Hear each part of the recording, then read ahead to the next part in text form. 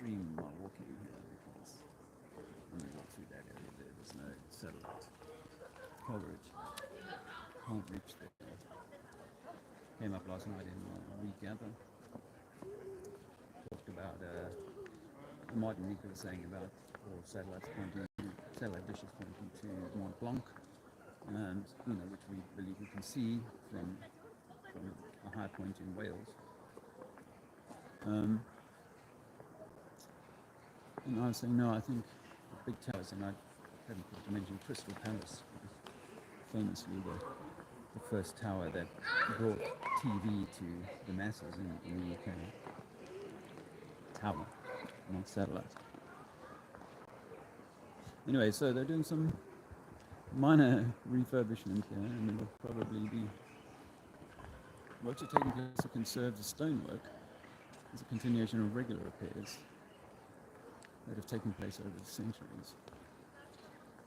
The cathedral been inspiring people for 850 years. Simple horse and cart, chariot type people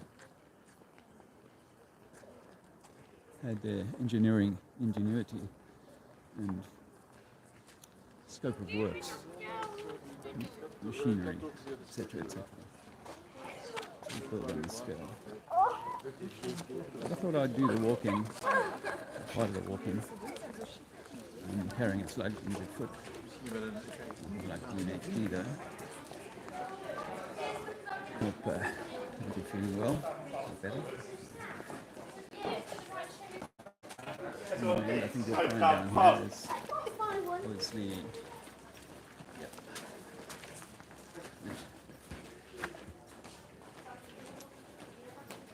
speaks for itself. Let's see if this helps with the audio. There's not too much wind. Good morning, everybody.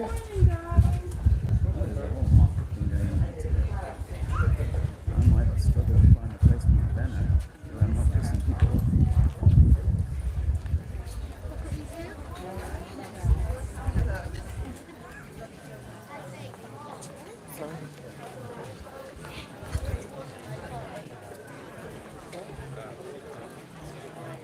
Yeah, I see myself struggling to get a banner up around here. I was planning to do it here where this stand is, but family card. well, the whole of the high street is pretty much not available for me. Okay. Andy. Plan A over here, this is where I was the last time.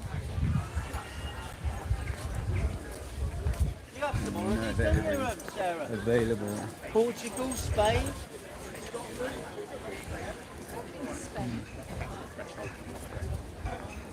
The Joe Rogan experience. You follow Joe Rogan? Joe Rogan, mate, Yeah? Love it. You believe everything he tells you? He doesn't say anything. He asks people questions and they answer it. Yeah, because I used to believe a lot of what Joe Rogan said, and I think he interviewed some really interesting people, and we found out a lot of interesting stuff. Exactly. But you got to take from it what you. Yeah. He doesn't actually tell anybody to believe anything. Yeah. He gets people on Yeah. and gives you different things to think about. Yeah. What about the moon landings? Do you believe that? You landed on the moon? Who knows? Because he was like full on for years. No moon. We didn't go. And then about 7 years ago, he just flipped all of a sudden. Just before he got that big deal. There's contrasting evidence, isn't there? I mean, if you look at the practicalities of it, the fact we haven't been back, some of the science around the radiation, and you look at the little ship that they're supposed to have gone in and then come back on with a moon buggy, and I mean, the fact that they did actually create a film of a moon landing. Yeah. I mean, that's no myth. Yeah. And whether that was just in case it all went wrong, whether it was in case they couldn't get film footage, who knows why they did it. Yeah. But it clearly did it. You know, Stanley Kubrick made the film. Yeah. So. You're aware of that. And he sort of in Space Odyssey 2001, he dropped some clues in that. Stanley Kubrick's films are full of clues of all sorts of things. And then he mysteriously died during the making of Eyes Wide Shut. Sure, So, yeah. you know. And 15 minutes gets cut out of it or Yeah, something. yeah. So there's a lot of stuff that we don't know. And I mean, recently, you must have heard, I don't know what Joe Rogan's take on this is, but Trump was for a long time saying, I'm going to open the Jeffrey Epstein file. And now, yesterday or last week, he's gone, you know what, there's nothing to look at. There's But nothing they've also, literally yesterday, I think it was, put out an executive order to release all the data that they had from one of the investigations. He said open up what was in the federal court investigations. So. But you remember the Warren Commission for JFK, right? Yeah. We never really got the truth about that. So what about the 9/11? What's your back? We never really got the truth about that. Right? Well, I could give you I'll tell you a book to read, which has 9/11 in it. Yeah. It's called 180 Degrees, how to unlearn everything you've been taught. Okay. And one of the big chapters in that is all about 9/11 and with all the testimony from all the different pilots who say that those planes could not be passenger planes, flew at that speed, that angle, that the buildings could not possibly collapse in that way. The And time delay 7. between the information and what you see on the screen. Yeah. There's a lot of stuff. Yeah. Which, Building 7. Yeah, You all know, of that that. makes no sense. So yeah, I would recommend that. And that book looks at I think 14 major world events, and he doesn't try and explain what happened, but he disproves the official narrative. And does it include COVID or Corona? I think it was before that. Before that. Yeah. Because, you know, the Corona story is very Oh, dodgy, right? You Yep. know that. Yeah. Yep.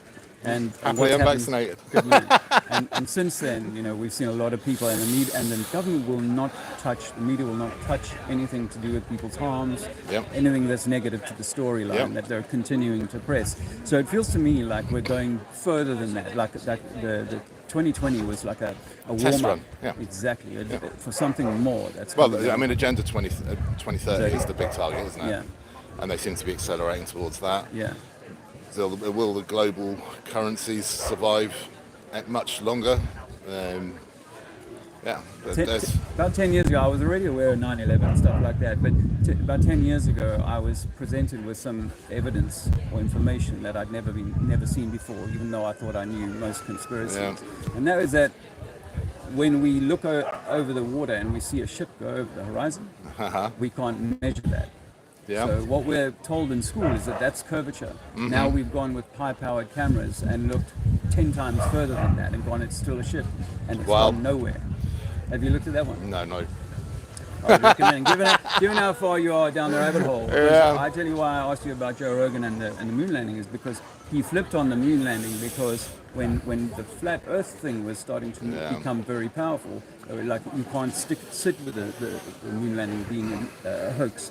Because if it's a hoax, it means two things. Either Russia is holding the lie for some reason, or, well, that's the only other reason. They're holding the lie as well. They're continuing the lie. They're part of the lie. That means that World War III, if it comes, is actors that are working together to create. Have we not been having World War III since, what, Vietnam? You could be right. I wouldn't Pretty necessarily- much. Yeah, I wouldn't necessarily disagree with that. I've just watched the latest Netflix series, Turning Point, on Vietnam. Oh, no, Netflix obviously is Also- questionable, but it's got Yeah. a lot of interesting video footage and audio tape from the White House and looking at the true history and the politics and the Gulf of Tonkin and all the, the full stuff. And that since then, America's been trying to catch up to reprove that it's a superpower and go in and fight communism and so-called set up democracy, whilst basically a bunch of people are making a shit ton of money out of selling weapons. You should ton of money, but there's one more thing before you go. There's one more thing. It's not about money.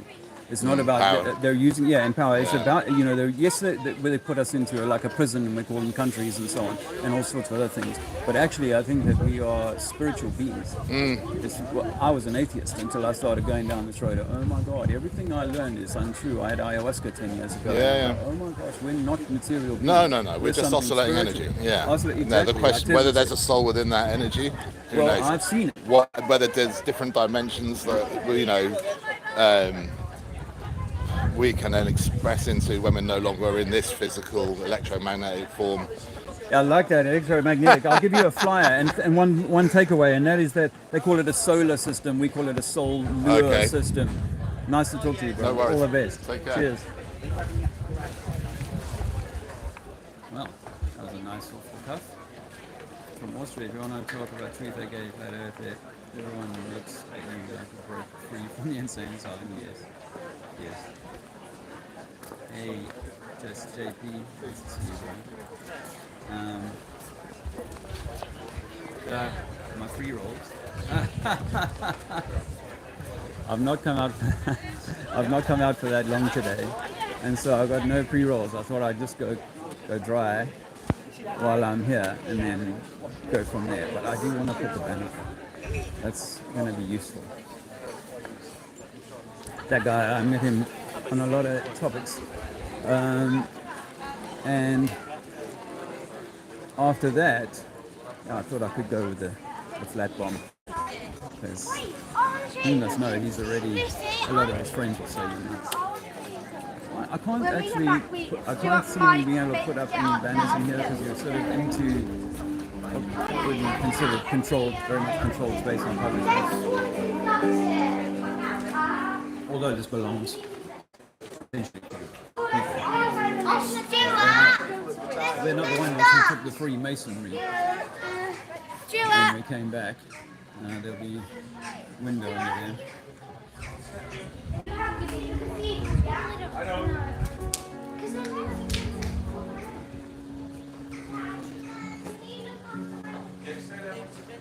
They use the word truth's eye, it was protectively. It symbolizes control over the medieval city. Really. Really. The bishops are one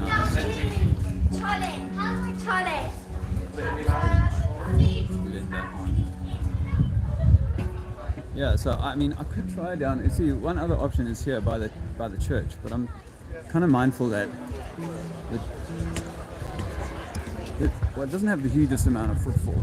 Enough people coming past, but it doesn't have really. I thought about it the previous time I was here, and there were a number of issues. So let me just pop down here. Oh, look, there's a town crier. Excuse me, sir. Are you the town crier? I am the town crier. Wow, you certainly look the part. Well, I try. But have you got a cry to hollow? I shall be doing very shortly. Oh, okay. I'm just changing it because people haven't turned up, and okay. I try and keep it current. And, well, you know, we've discovered that we can't prove that we live on a globe. We have to rely on the government for that. So if you wouldn't mind crying out that the earth is flat, that would be really appreciated. I wish I could, but I can't. So. All of it. Town crier, I got competition. Just a moment with me, so yeah. I've got it.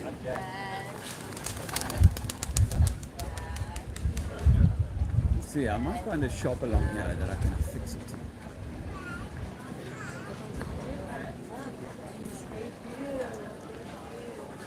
Is this open?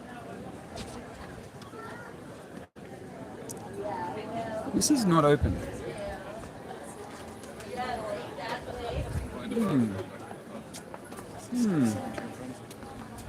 I've got a little plan hatching here. I think I can do it here. Perfect spot, but I think it's got quite a lot of potential.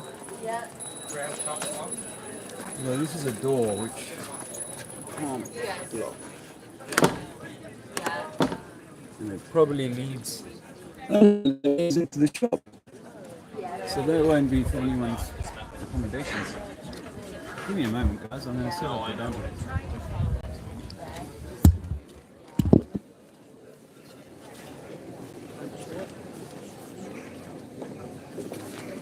Yes, yes, yeah.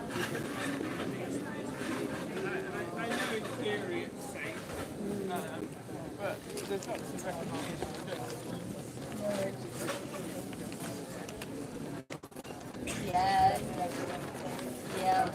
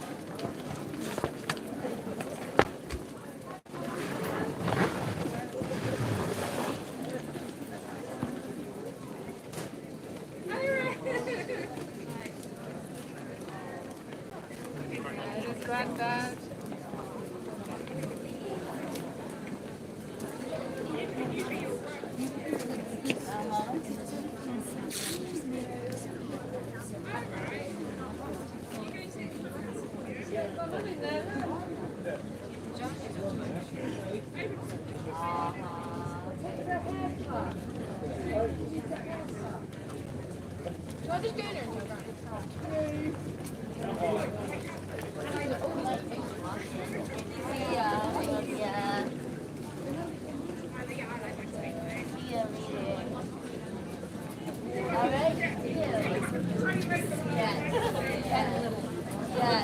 Yeah.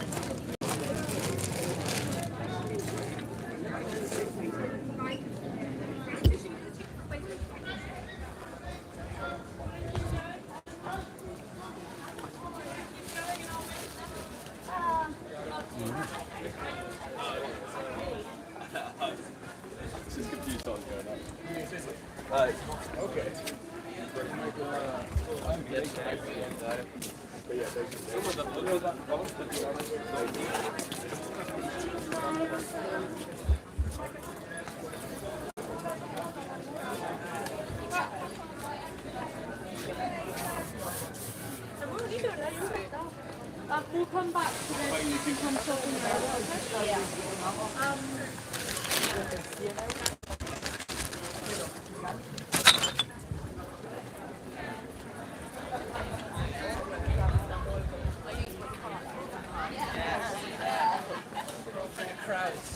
There's no sense there.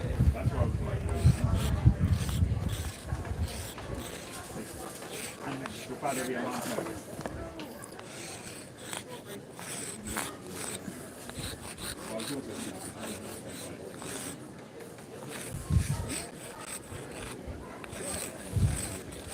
So it's Saturday, and hopefully the early start gives the people in the, say, Australia's, New Zealand, an opportunity to tune in real time. Francois, how are you doing? In the house, it's beyond me that people hear the votes. They can instant update and that's all the clever program. I spent a lot of money on mind control over the years.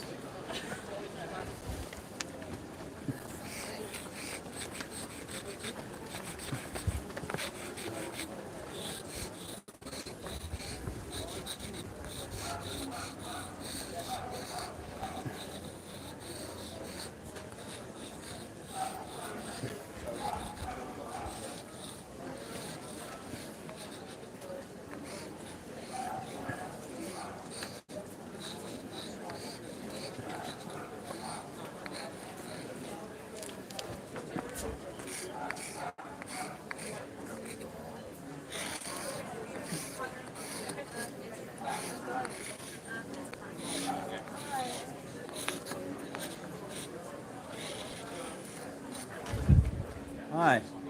You want to talk about this? No, thank you. You can't prove you live on a globe. You've been mind controlled.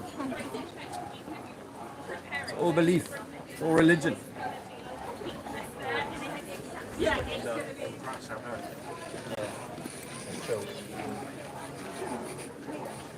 Yeah, in this day and age, but then there's also people, Francois, who really believe that wearing a face nappy, still believe that wearing a face nappy, I'll go capital, was a good idea, always a good idea.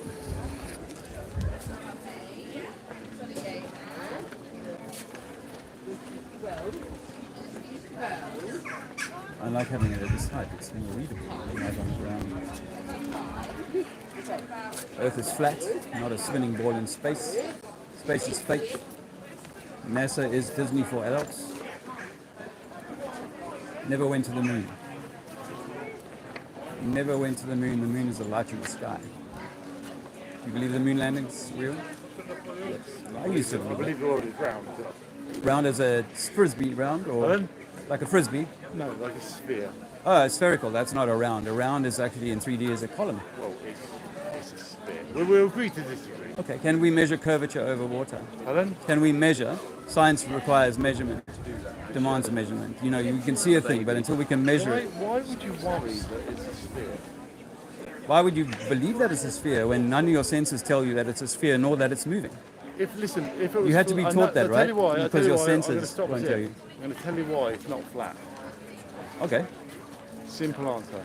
Because the cats would have knocked everything off. that's a stupid answer. Have a good day. That's a very brainwashed answer. Andrew said the energies are going to be intense today, this weekend. You often see these things in the middle of towns and you wonder whether they had an energetic purpose or they've just been repurposed from the top of a spire or something.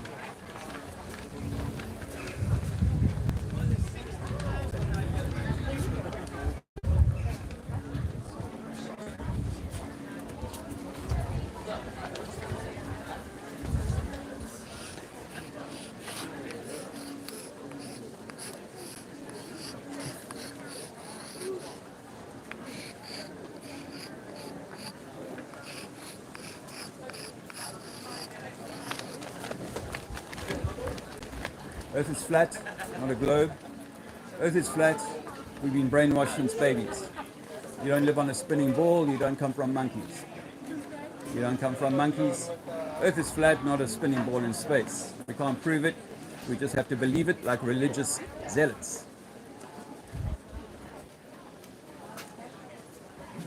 So yeah, if you haven't seen this before, science is a systematic study of structure and behavior of physical and natural world through observation, experimentation, and testing. Experimentation. Earth is flat. Earth is flat, you don't live on a spinning marble. Vacuum of space is impossible. Thermodynamics demands enclosure for a pressure to exist. We live in a pressure system. Wells.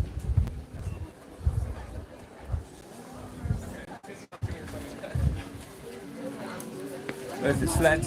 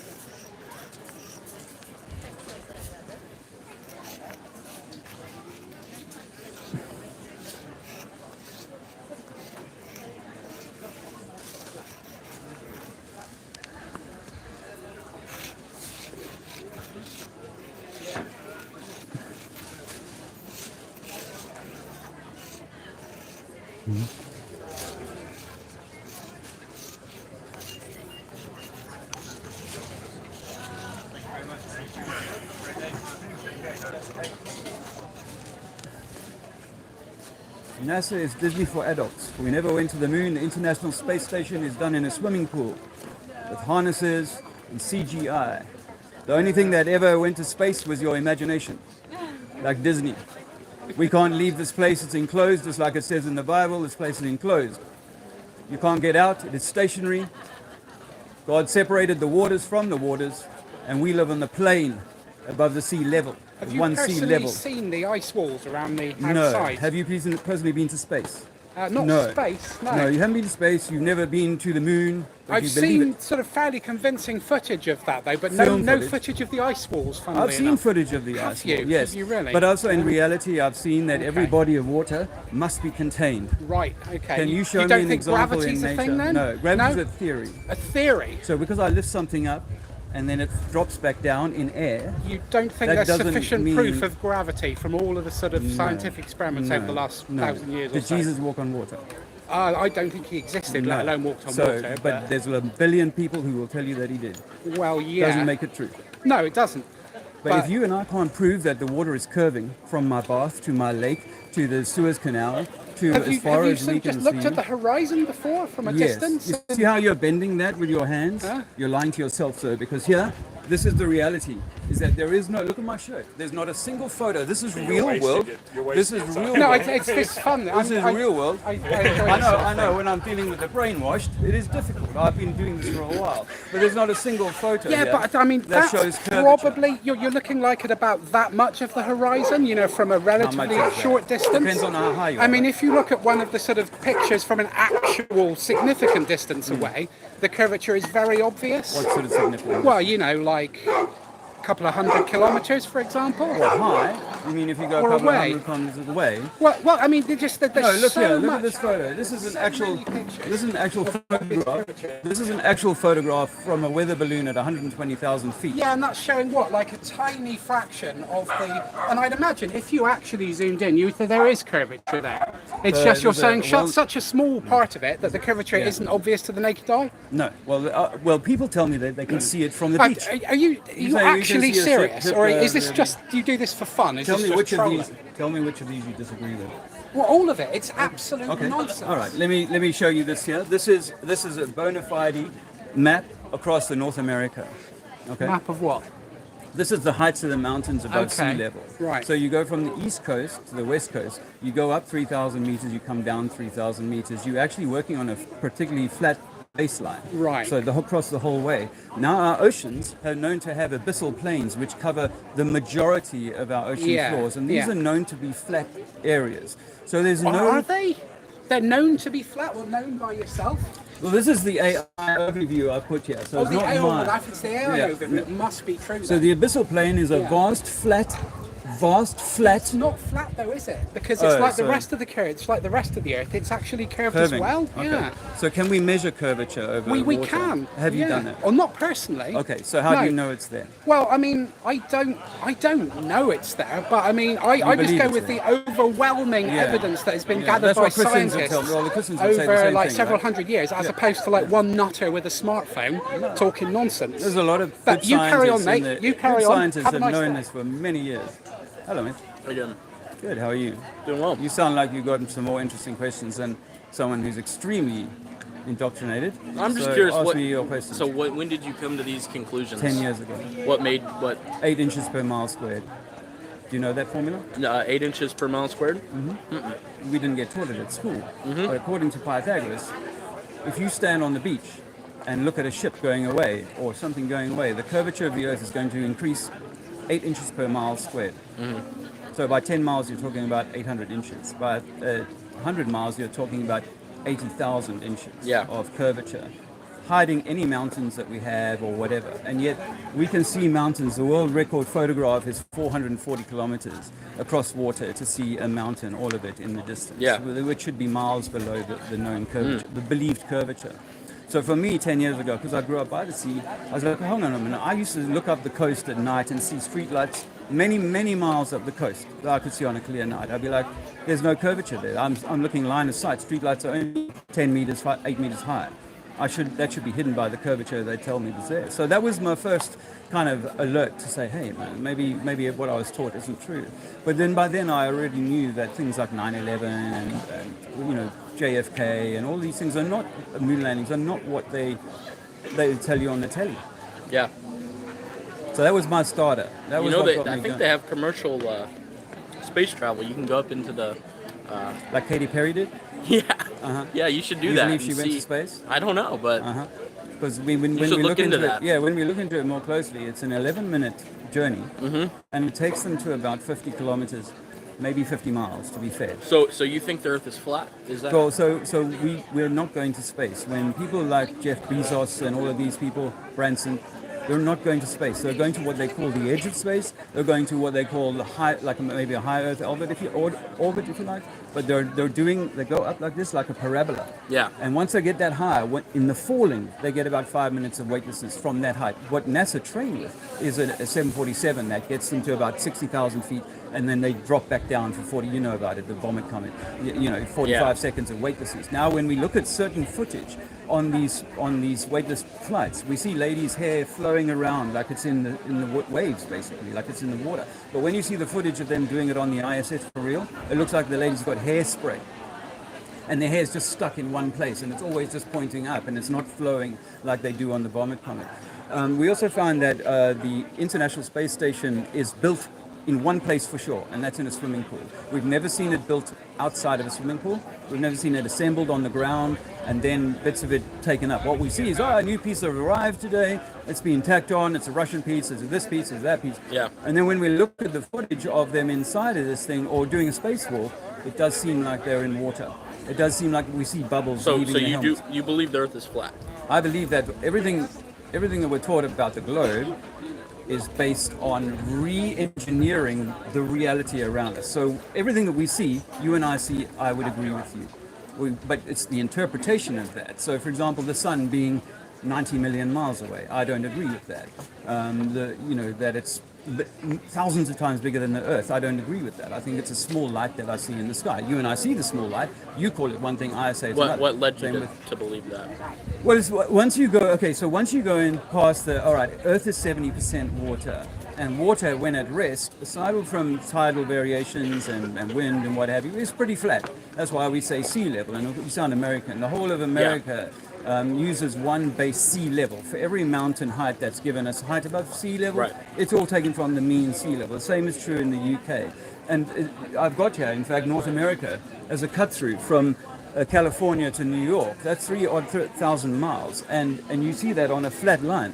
Yes, it goes up and down, but it's not going around any curve, man. So when I started looking at that, I'm like, well, if the water's level, sea level, and then we have from the east coast to the west coast of any land that you can map, you go up as much as you come down, then everything is on a plane. And if I was to build you a model of the Earth, then I would throw it in a swimming pool, I'd put some rocks in there, I'd put a magnetic system that would make your ship go east and west around. If I was in Wells, I could have a compass pointing to a magnetic center here and just go around the town. Yeah. Can you turn that off? I can't turn it off, no. I'm from Wells City Council. Have Okay. you been given permission to do this here? I don't need permission. Because we don't do anything like this in the So marketplace. you're coming to me in a formal capacity and asking me to turn my camera off? You know possibly. I'm entitled to film here. Yeah, but I don't want to have an argument about it. Alright. But the market is a non-political, There's nothing political here, No, sister. all What right. I'm trying to do is inform people that they've been lied to. What's the word I'm looking for? No kind of campaigning about anything. It's no problem with you doing it I'm not outside of the campaigning. market. I'm not campaigning. Well, this is public place, and I've done it in this market before. Just because there happen to be other people here, it doesn't make any difference. And I'm actually trying to be quiet because normally when I'm here, if there's no one here, I would be very voluminous. But I'm trying not to be. I'm being respectful of the All right. people that are here. It's just if the market manager comes around, she might ask you to move on. That's all. But Or on have you what already basis? met her? On what basis? Well, it's owned by the council. Well, all of who's this. the council? Is that a living person? Because if there is, please bring them here and we Okay. can have a Well, conversation. We're talking about a dead entity. I used to work for the All right, I council. suspect they You don't know. might come and speak to you, but They I can don't want talk to get to me. involved in it. All right. I'm just telling you that Thanks for stopping that's by. the policy. All right. Have a nice day. Policy is not God's law, by the way. As long as I'm not causing any But harm and it's- I'm in a public place, I know, but- then policy is Okay, really just an that's ass. fine, but I'm Policy just- made people wear masks just in telling public. you- Did you know that? I'm just telling you how Were you it. part of that too? All right, I'm not Were going you to get making anywhere people with wearing you. masks as well? Don't. COVID was a repurposing of flu. I mean, I agree with you to the degree that we should have a certain level of skepticism, but I don't know that it's. Who decides how skeptical we can be? Because I used to be a certain level skeptical. Like, I never felt like we knew what the deal was with JFK. Yeah. And I was sort of, oh, well, you know, leave it to them.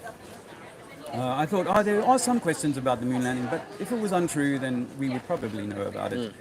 And then, you know, 9/11 was a bit of a wake-up for me. It was like, oh, no, there's something really off with 9/11. And it took years for me to really honestly go, okay, maybe I need to be a bit more critical than... So you think than, it was an inside job? You think Bush Oh, did that's- it, or? Yeah, I mean, it's, you know, it's definitely not done by the people that they say, and it was done for an agenda. It was done to serve a political purpose, and there's other symbolism within it. Yes, I go as far as to suggest that they were built to come down. They were built in the 1960s. They started in 1968, and they intended for them to come down 33 years later. But to be healthily skeptical is very important. But if there are limits on what you're willing to kind of look at, then you're still being constrained by some other entity, some other force. Yes, you've come back for another bite of the cherry. No, I just had a But genuinely. let me just finish yeah, talking fair to this enough, gentleman, fair and enough. then we can get on with it. So I genuinely think we have to be extremely skeptical. And when it comes to the flat Earth, or rather the question of the globe as to whether the globe can be supported, one, you would never believe in the globe unless your school had taught you that, and Disney, and you know, all the social programming, because there's an awful lot of social. And for a youngster like yourself, you've had so much digital or Disney type, Pixar type imagery that puts us on planets, and we can walk around them and go into space and do all of these things. I got a little bit of it, but I grew up in the 70s, so not nearly as much as you. We didn't even see dinosaurs until I was the much fact that older. it's publicized and as broad stream as it is wrong, or I don't understand. Well, it's about how do you know, tell a lie to like Hitler said, you know, if you tell a lie, repeat it often enough and make it big enough, people will believe it. And so if I keep putting imagery, let's say you were born in a Muslim household or a Christian household, if I keep putting messages and imagery in your mind, then naturally you're going to lean towards that belief system, yes?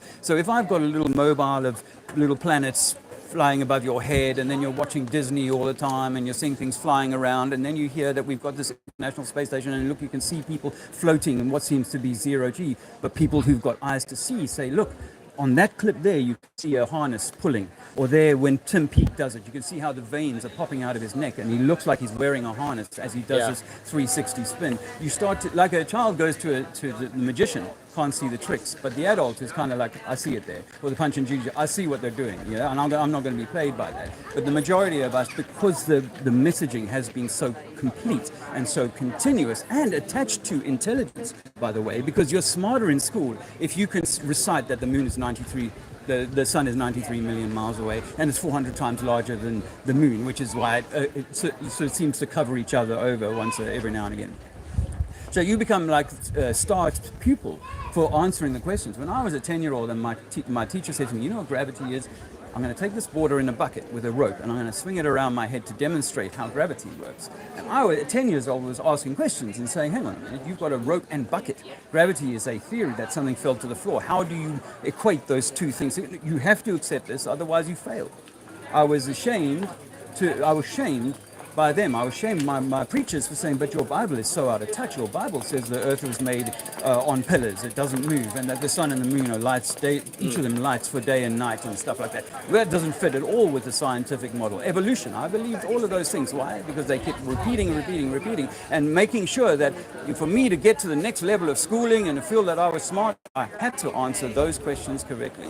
I could send you to Bible school at the age of 6, and by the time you're a man, give me the boy till 7, by the time you're a man, you will be repeating whatever dogma I rammed into your head as a child. And that's exactly what we see here. And now we've got grown-ups acting like children because they need to defend something that they cannot prove themselves. That we cannot show that the earth is curving. In fact, Einstein said it. We will not devise an experiment to show the earth to be spinning. The best astronomer in 1850, a guy called George Airy, he was the astronomer royal. And he came up with an experiment with using a telescope with water in it to determine whether it was the stars moving or the Earth was moving. And it found out that the stars were moving. So it's now referred to in science literature as Airy's failure. The same with the interferometer. The best scientists in France and in England in the late 1800s, early 1910s, they were using interferometry to determine whether the Earth was traveling around the sun. Because if the Earth is traveling around the sun, it's moving at 30 miles a second, according to the maths, according to how far it is and all that. 30 miles a second. Guess what? They couldn't measure that. And for years and years and years, they said, well, we just can't measure it. And then they came up with this idea that their machine must be being compressed slightly in the direction of the travel of the Earth, which is why we can't pick up that difference. They come up with all sorts of bullshit excuses. Yeah. And the same with most people tell me, I mean, I asked ESSA directly. ESSA staff came to a thing I was at, and I said, what is your best proof that the Earth is spinning? And the lady said to me, sunrise. Well, sunrise works on a flat Earth too, where, you know, you've got a light moving over your head, you know. The same is true with the ships go over the horizon. Ships go over the horizon is probably the second or third most commonly given answer to prove to me that the water is curving. Ships go over the horizon when I'm standing on the beach. But when I go up a little bit higher, I can still see the ship. When I go up a little bit higher, I can still see the ship. So my perspective is seeming to have a bearing. And even though I'm seeing the ship now for 10 miles instead of just 3 miles, according to Google, as far as they say, I can still see it with flat and another ship behind it on flat. Now I pull out a powerful zoom camera and I'm zooming in on this ship that I thought had gone away 20 minutes ago. This destroys, and this is why you should have a question, this destroys this notion that we're going on a flat. I mean, an aeroplane, I know personally, I know international air pilots who say we do not account for any curvature. What we fly over seems perfectly flat.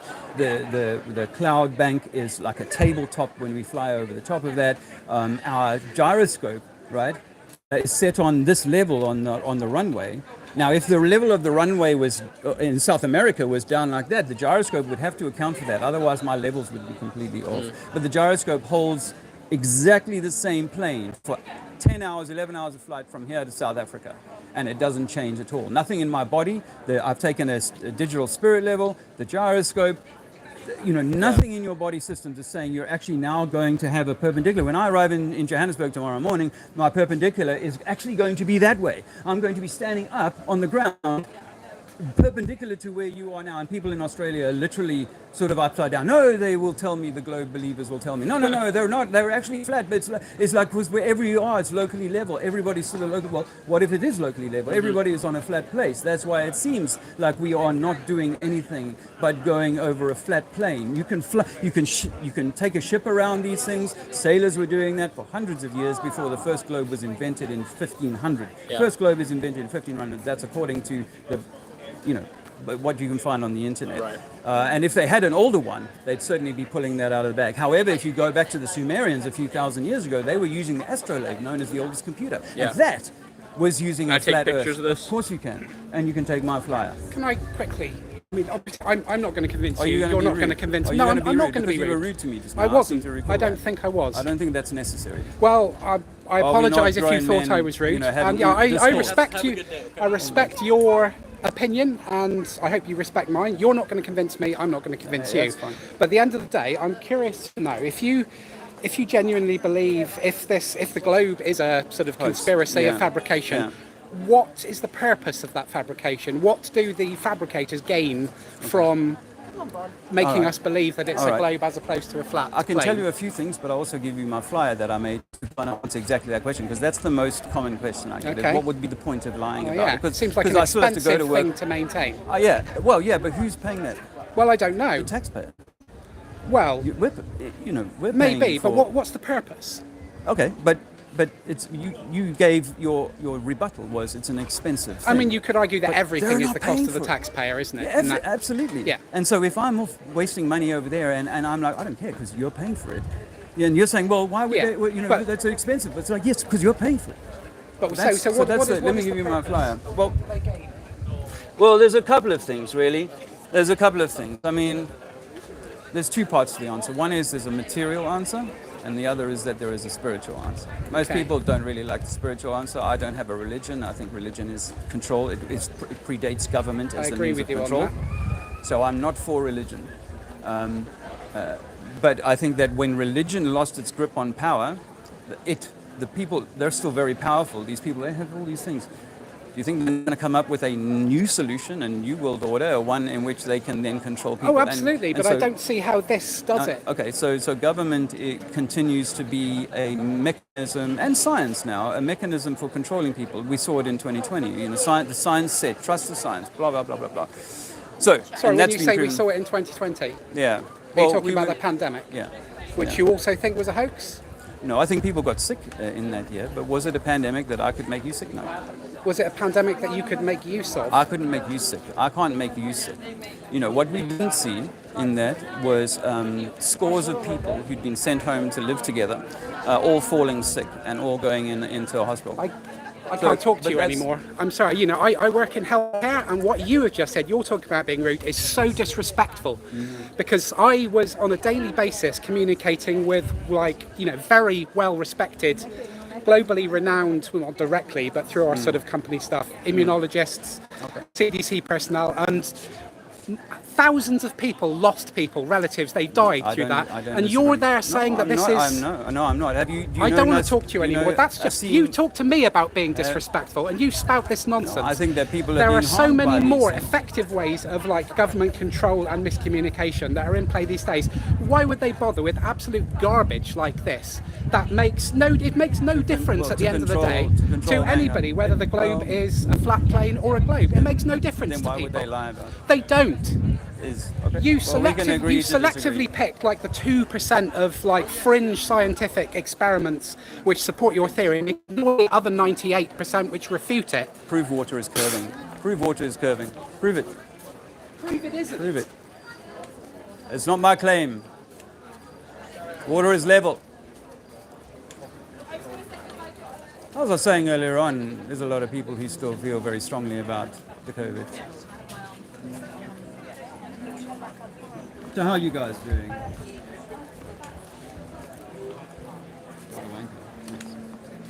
Well, I mean, yeah, it's just, you know, and I thought it. Well, I maybe shouldn't have stumbled into 2020 before I got to the... I thought I might hit some fruitful ground there. Earth is flat, not a spinning rock in space. Earth is flat, you've been lied to by your indoctrinated teachers.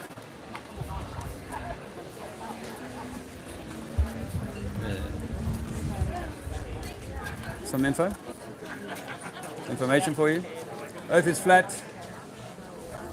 Earth is flat, not a spinning globe in space. We've never been to the moon. International Space Station is CGI. NASA is Disney for adults.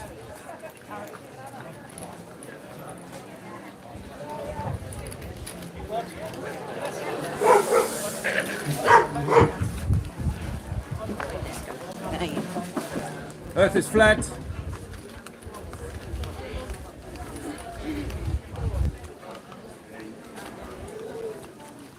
Earth is flat, not a spinning rock in space. We've been lied to. Water will always seek and find level when at rest. Water will always find level when at rest. Andrew said the energies were going to be tight out here. But yeah, you know, sometimes you've got to recognize when it's too late. Earth is flat. It's lift, yeah, hey. Nice to see you there, bro. Earth is flat, not a spinning rock in space. NASA is Disney for adults. Some information. NASA is Disney for adults. We never went to the moon. What's it about? Well, we've been deceived by pretty much everything about who we are and where we are. We are spiritual beings inside a spiritual realm, but we've been misled and controlled by sort of external forces. It's a religious thing? No. Well, Religion it is control. It does say you're intelligent, created, not evolved. Sorry? Well, that's not got nothing to do with religion. You can be That's not creative religious without thing religion. when you see Did you that. create your son or child? Yeah? You create your child. Did you have any children? Yeah. Yeah, so are you religious? No. Not religious. But you created something. Definitely not. Yeah? You created something without religion. Yeah. So there you go. You don't need to be a creator. You do not need to be a religion. You could be an artist and create something. You do not need religion for that.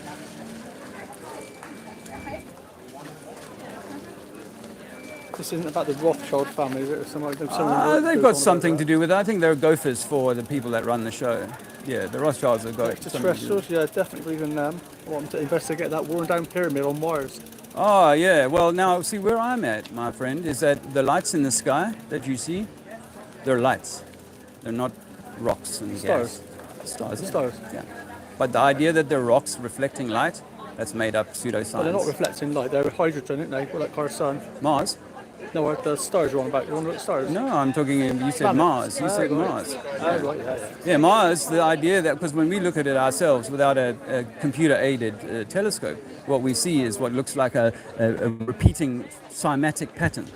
We see this light twinkling like this. And the different stars, Mars, Jupiter, Venus, and so on, they have a very distinct and unique pattern. I accept that. But it cannot be explained by atmospheric interference. Yeah. It is that they each have their own vibration. This world that we live in is a vibratory expression.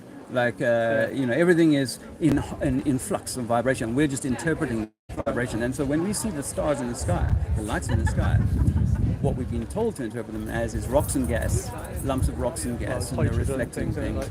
Well, the stars themselves, are meant to be these hydrogen or neutron or whatever stars, right? Yeah. But I'm talking about the seven bodies, the wandering stars, the Pluto, Venus, and all of them. Those things that we see in the sky, they look similar, but not exactly Planets, the same. you mean then? Yeah. Planets, Yeah. The stars is like stars. Yeah. Planets. Look, if you asked a child to say, tell me which one's a planet, which one's a star, they'd say, they're all the same. Well, they look the same, yeah. But they look the same. But until you look for telescopes and that. Yeah, and then when you look through a telescope, you see it's still a light. You can't determine that it's a rock. You still see them, the planets, as lights. You don't see them as rocks and reflecting gas, because Saturn and Jupiter are meant to be gas giants, reflecting light millions of miles back to us.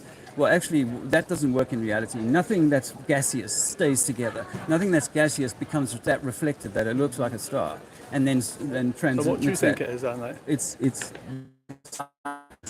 There's an experiment called Star in a Jar, where they can fire a frequency into a liquid and get it to implode, and that implosion causes, that cavitation causes a star. Right. They call it Star in a Jar experiment. So they've shown that with frequencies you can create that, and with different frequencies, as we see with cymatics, you can create different fractal patterns, different shapes, different designs, right? So what we're seeing is like electromagnetic activity in the sky that is moving around us, absolutely, but it's not physical things that are heavy. It's light, it's frequency, it's vibration that has no weight, and it's causing, in the medium that's up there, it's causing this star in a jar. That's what I believe, far more than that. I used to believe we were going to land on Mars, that we were going to find life on Mars. I believe. Well, you thought by now we would have a base on Mars, because I remember the first moon landing. Yeah. Oh, wow. In 1969. Yeah. And they said at the time that that it's just money, seemed to be money, but it just seemed to stop dead. And I think, well, you thought by the 1980s we'd had a base on Mars and everything. We were meant to be going on holiday, but when I was a youngster, they'd be like, we'll be going in the 21st century, we'll be going to Mars. We had flying cars, but that's right. That's right. And none of that's come to fruition, and yet other technology has leaped ahead, and yet the moon landing thing, they cannot say now. You think some must people be still able to say they didn't land on the moon. I know they didn't. Yeah. I believe they did. Now I know they didn't. And there's so many, I could list off so many different things that You're are not a wrong. flat earther as well, are you? You are. Yeah. Yeah. Okay, 10 years ago, man. Can't do that one, mate. You can't find curvature. Welcome to the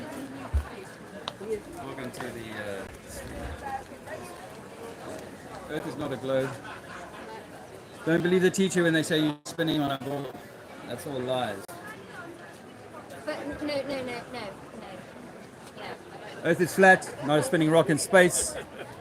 Earth is flat. You can't prove you live on a ball. You can't walk under a ball. You can't keep water on a ball.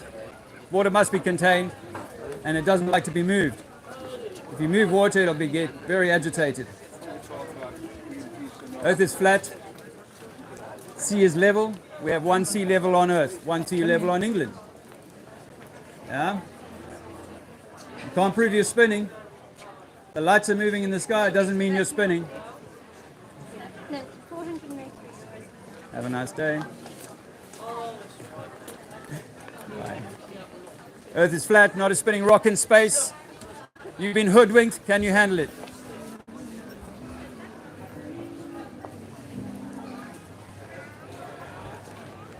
Earth is flat, not a spinning rock in space, sir. Earth is flat, not a spinning rock in space. Little liquid. Throat. See, if there was another guy with me, girl. I know. Is Martin still there? See how those two towers there, I started my stream there, but those two towers are definitely missing their tops, just like that one has. I mean, that one you could argue there should be a spire. There's a spire up in there. These two are, and this is the front of the building. Wales, smallest city in England. Earth is flat. Earth is flat, not a spinning rock in space.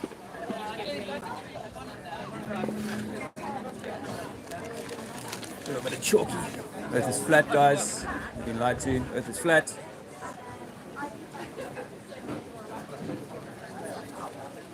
Earth is flat, not a spinning rock in space. Water will always seek and find level.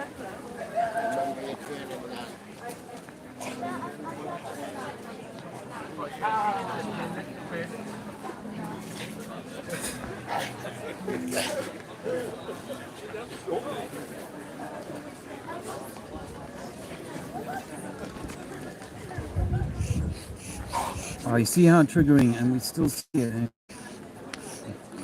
See how triggering. He might even come back for a third bite of the cherry. He's so outraged.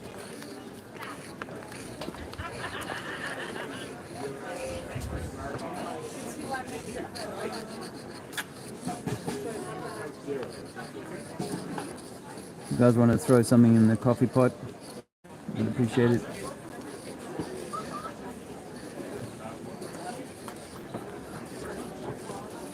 No, I do hope that some people from the other parts of the earth have been able to join today.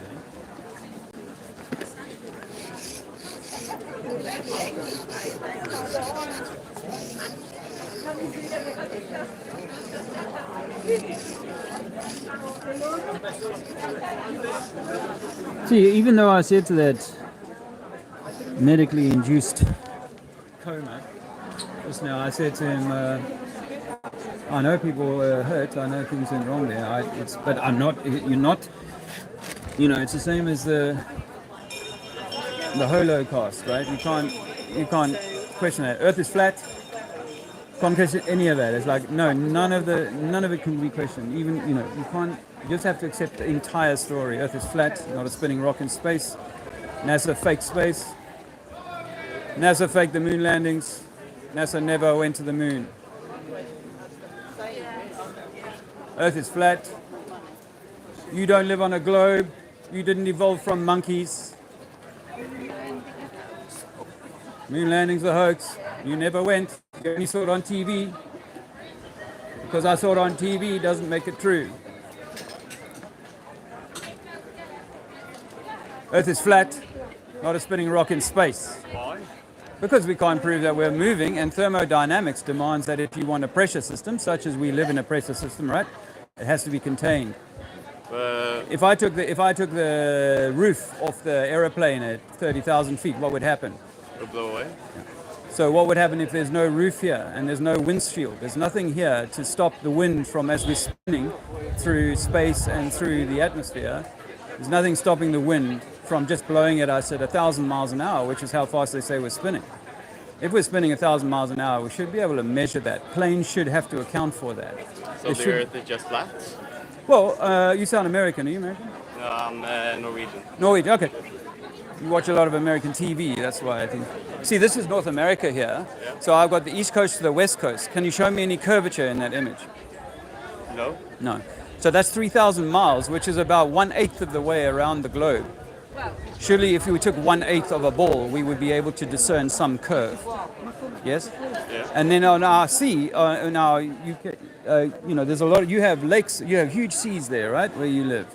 Those seas you can see on a clear day, you can see 50 miles, 60 miles, 70 miles. Well, according to the curvature formula, that if we live on a ball of 24,900 miles in circumference, there's a certain amount of bend that has to happen from the moment you start walking or the moment you start looking. And that's what people say. They'll say, oh, the ship's gone over the horizon now. But actually, we can see the ship go over the horizon at 3 miles, and yet on a clear day, we can see a beach 10 miles, maybe 20 miles away.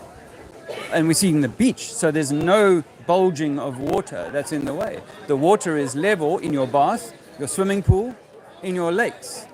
The lagoon is put, like Sweden has the Swedish Sea, right? Yeah. They have no tide there. Are you aware of that? That means that there is an end to the world? Well, yeah, I mean... because people fly around the Earth all the time. And What if I offered you like this? Just try and imagine for a moment, because a bright mind like yours is able to hold more than two ideas simultaneously, even if one doesn't comport with the other. What if I was to offer you like an orange, a fruit, and I was to cut the orange through the middle like this and open it up? Yep. And I say to you, what if you live where the seeds are in the middle of the orange, those are your continents, Yes. and then the oceans are the fruit that's around it, but then before you get to the edge of the fruit, you get to the pith. We call it the pith, that white stuff on the orange, yes? That would stop you from leaving the orange. You couldn't get out of the orange. You couldn't get out of the fruit. The fruit inside the orange cannot get out. And so we are like fruit inside of that orange, and we cannot get out. We are in an enclosed sphere. We are maybe a globe, if you like, but it's the whole orange is the globe. And we are inside at the center where the seeds are. And when we look into the sky, we're looking into the pith. We're looking up into the pith, and down below us, the gases have become, or the liquid is now too heavy, so it is now at sea level. So there's liquid below us, gas above us. And if I gave you a balloon and try to create that, right? I said, throw some sand, throw some water, and a little bit of air, and let it settle. What are you going to get? You're going to get sand at the bottom. Some of the sand might stick up if there's not enough water above the water level, and then you'll have gas above that. And in a contained system where there's differentials in pressure, you get heavier gas at the bottom and lighter gas at the top. And that's what we see when we let go of a helium balloon. It goes up, but it only goes up 20 miles, 50 miles or whatever. And that's where it'll stop. Same with a weather balloon. A weather balloon will go up. Eventually it'll have to pop because it's so up there. Our aircraft, the best we can do is maybe 70,000 feet with a commercial type aircraft, like a Concorde or something like that. And then with Felix Baumgartner, you remember Red Bull jump? There was a guy called Felix Baumgartner. He went the highest any man has ever been on Earth, and he went in what's called the Red Bull jump. He went in a capsule up to 20,000, 200,000 feet, something like that, 20 miles, something like that. Really, really, really, really high. He had to have breathing apparatus and all of that. And when he jumps out of his cupola, you see from the camera behind him that the Earth is completely fat for as far as he can see. Neil deGrasse Tyson, have you heard of him? Neil deGrasse Tyson. He's a well-known astrophysicist, theoretical astrophysicist, and he's come out and said that guy, Felix Baumgartner, was not high enough to see curvature. So when can we see curvature? If we cannot measure it, we thought we saw it on the beach when we saw the ship go away, but it's not there. Then maybe water is what water says. Water levels when at rest. And all bodies of water, all the lakes in your country, think about this for the rest of your life. But every lake in your country is parallel to every other lake. And even if you hold a glass of water or whatever next to it, you can show that it's parallel. And every lake as you go down the mountains towards the sea is going to be parallel. And then eventually we get to sea, which is one sea level. So yeah, the whole Earth is contained. You can sail around it in the same way as if I gave you a lake. If I said, okay, let's choose a lake. It's 2 miles across. We're going to throw some big stones in the center around the lake, and we're going to make them look like Africa and Europe and things like that, yes? Yes. And I'm going to put a magnet in the center that makes your compass see that where north is.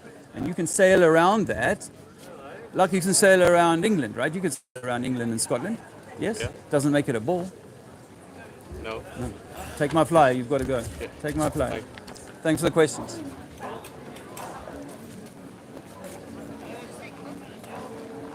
Earth is flat, not a spinning rock in space. You've been lied to your whole life.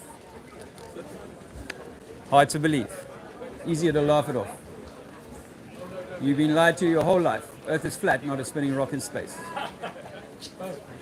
Why? To control your spirit, your soul, and your physical avatar. Earth is flat, not a spinning rock in space. Earth is flat, not a spinning rock in space. You've been misled since childhood. It's not just religion that have been doing it. Science is a form of control.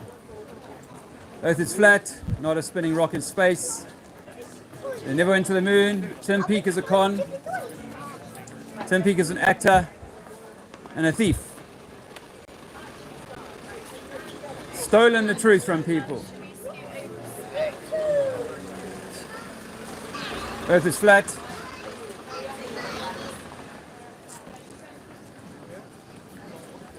Earth is flat, not a spinning rock in space. Whales. Earth is flat, not a spinning rock in space. Space travel is all made up. It's CGI, it's Disney. Earth is flat, not a spinning rock in space. Come on.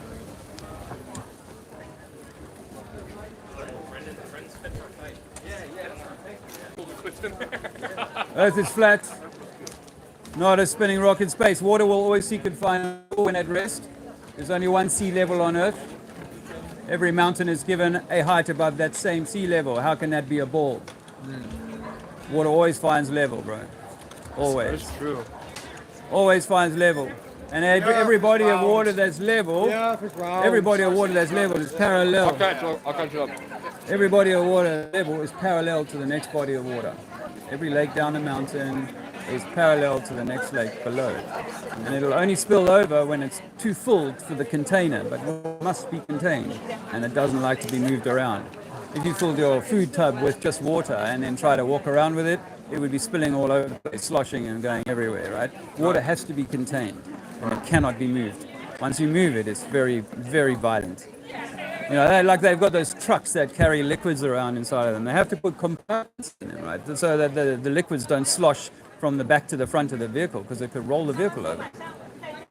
Water doesn't like doing that, and yet we're spinning apparently 1,000 miles an hour. And this magical force gravity is given the power to control that and do something that you can't do when you're carrying a tray of water. And yet we've got trillions and trillions of cubic tons of water just being completely kept to a sphere, perfect sphere. No, it's got to be contained. And water, Earth is 70% water. So when I was 10 years ago, I came up with a formula for curvature over water. You didn't get taught it at school, but it's 8 inches per mile squared. And when you apply that formula to any observation that you can go and make from the beach, you'll go, well, according to the formula, that thing I'm seeing, that building, that lighthouse, that ship, whatever, is too far away according to the formula. It should have gone over the curve by now. Okay. But we're seeing things with powerful cameras that are 10, 20, 30, 40, 50 miles away. Right. I saw a photo the other day of Chicago over Lake Michigan from 80 miles away. Because the sun was setting behind the buildings, you could see the buildings all silhouetted 80 miles away. And according to the formula, that's already like, you know... It should have been not, you shouldn't have been able to see it. Yeah, it's already hundreds and hundreds of meters over the bend, and the light can't be brought around the corner like that. Some will say, oh, it's refraction and so on, but a refracted image would be like blurred, not stretched or whatever. This is exactly the building scaled down, obviously from 80 miles away, but this is exactly all of the buildings there. And the world record photo, according to Guinness, is 200 odd miles away, and that's again, looking at something over water, which should be a couple of miles, 3 miles in that case, over the curve that they claim is there. So when I discovered that 10 years ago, I already knew about things like 9/11 not being what they told us, but when I discovered that, I was like, wow, that's a big one. I'm going to go and really check that out. Earth is flat. Yeah. I mean, Earth is flat is just a gateway, because it's much more than that. Once you get to that, you realize, damn, they're lying to us for a reason. They wouldn't be coming. What reason? To control your soul. What? Yeah. This is news to me. Yeah. That's what religion is for, and that's what science is for, is to control us. But, there's the physical, material world control, like we're good slaves now, and we all pay our taxes, and we're not allowed to, if we're not allowed to leave home, or we're not allowed to leave the country, we don't have a license to leave this country or do that thing, then you're not allowed to do it now. So we are in a slave system that controls what you can do. But that's been going on for at least 300 or 400 years. There's something called the CESQV, which uses your birth certificate as a means of control. But that's another rabbit hole. The point is that we're not only material beings. We are something spiritual. We are something higher. Whatever God is, it resides in us. Yeah. So we might be a fractal of, or an expression of, or the child of, if you like, of whatever God is. And if your child comes into this world, are you not going to barriers for them. I am. Yeah. So you're going to enable them. You're going to go, look, I've provided you with food and a shelter and all that. Well, if you look into nature, it's like, well, there's lots of food and there's lots of shelter if you know where to look, right? Plants grow out of the ground. Yeah, water falls from the sky. Wildly, and water pumps out of mountains. I mean, we've got so there is just an abundance of food if you allow it. There's abundance of shelter if you take the trees or take the stones and you build it as people used to. Well, we've lost touch with that now, and so that's why I go around, because I think it's more important to know that actually you're a spiritual being, and that religion and science or government are looking to dim that, to diminish that, to control that in this lifetime, which may have a bearing on what's after this lifetime. There's definitely something after this lifetime. I've established that in the last 10 years through DMT. Actually, that was my gateway. I love the idea of DMT. Yeah, do it in the right setting. I can't. I have bipolar disorder. Right. But I would love to. Well, if you ever get the chance to go to South America, the ayahuasca might even cure the bipolar, right? To be honest, I've heard some amazing stories about how that, because, all of these conditions that we're diagnosed with nowadays are as a consequence of something, more normally, a consequence of something that interrupted the natural order. Yeah. So if I misfeed you, we know that if a mother is drinking a lot of alcohol, say during pregnancy or whatever, that's going to affect the baby, right? That's a very easy way to kind of. But there's other sorts of things that have been going on for hundreds of years that have infected or poisoned the well, so that we do come up with these diagnoses. And some of them are that, and some of them are, men are meant to be working physically. They're meant to be doing demanding physical stuff, taxing themselves intellectually, yes, and coming up with solutions. That's a man's strength. However, the schooling system is not designed for that. It's actually designed to cut your Achilles heel. It's actually designed to create that. Maybe not on purpose, but it's a side effect of taking people would agree with me. If I took a baby tiger out of the wild, and I say, all right, I'm going to keep this in a little cage now for the next 10 years. People go, that's cool, man. Why would you do that? Well, we do that to children, right? Right. We cage them and we say, right, you're going to sit here now for 6 hours or an hour, and if you need a pee, you're going to have to ask me, and if I say no, that's too bad, and you're going to do this, and if you don't do this well enough, I'm going to make you feel a bit shit. And after that, you're going to do this and this, and by the time you're 10, 12, 15 years old, there's all sorts of stuff that's already gone wrong. Yeah. Why? Because you've learned been put everything you're not supposed to do. Yeah, you've been put in a cage. What you are supposed to do. Yeah, and you've not been, and not only that, your natural gift, which each of us come with, I believe, your natural gift for this thing has been shut down because you were forced to do those things, and only a little bit of time for that thing, or it wasn't important enough, or even you never even got the chance to flourish in that way. Like, let's say I've taken this tiger, right, and I've kept it in a small 10 by 10 cage, right? Is that tiger ever going to run at full speed? No. Probably and not. He will not know that, and he'll be like, by the time he's an adult, he'll never know what he missed. Even if you feed him from the cage. Yeah, even if you took him from the cage. And same with feeding them. The animal will be like, I don't know how to hunt. Yeah. You need to feed me. And that's what's happened, is that we've become retarded by the system. It's done that. It's caged us and it's imprisoned us. And so the side effects are, like I say to people, if I put 10 puppies, beautiful puppies, in a cage, I only feed them with 3 puppies worth of food. Those puppies are going to fight each other, right? And you're going to get all sorts of different behaviors coming out of that pack. Some are going to be aggressive, some are going to be submissive, blah, blah, blah. That's what you see in society. And that's what's happened to each of us. And so, yes, I believe that if you put yourself in the right situation where you could flourish doing the, like man work, like chopping wood and digging holes and doing things like that are and then you can go, and I've got some free time to express myself creatively.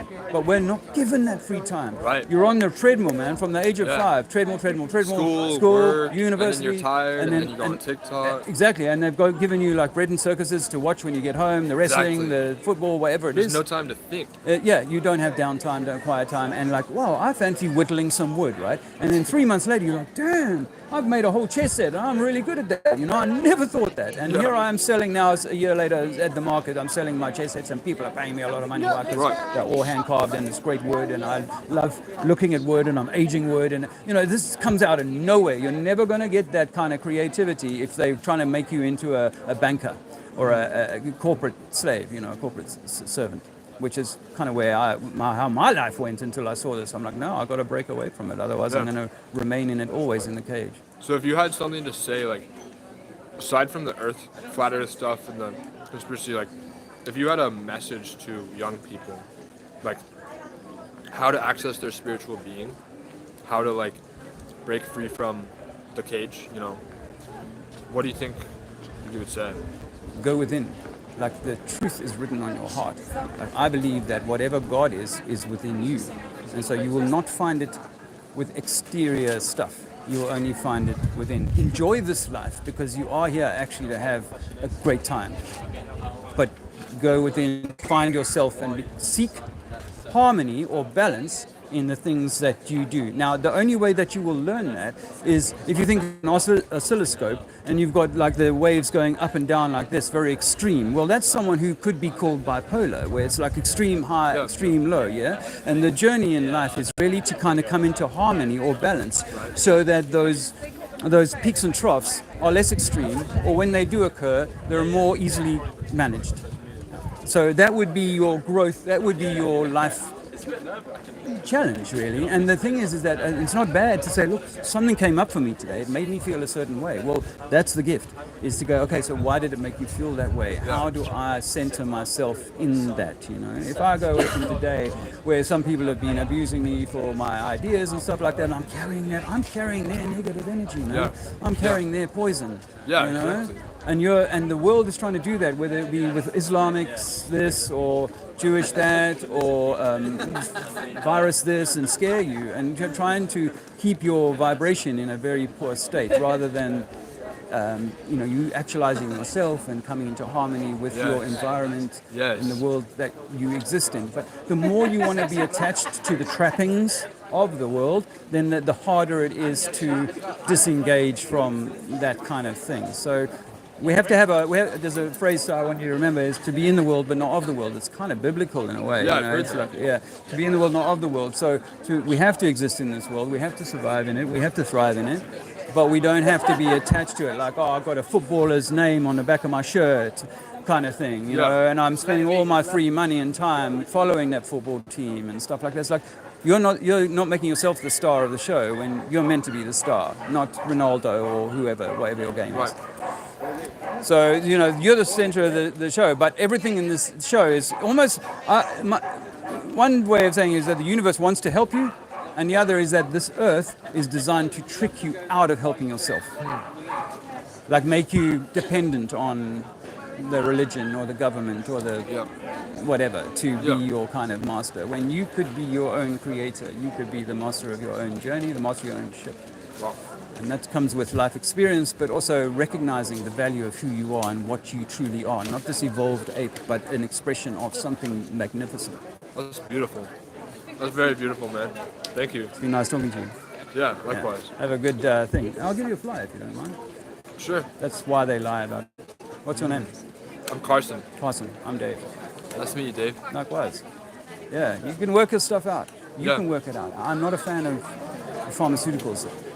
I think nature offers us food and plants that can be medicine if needed.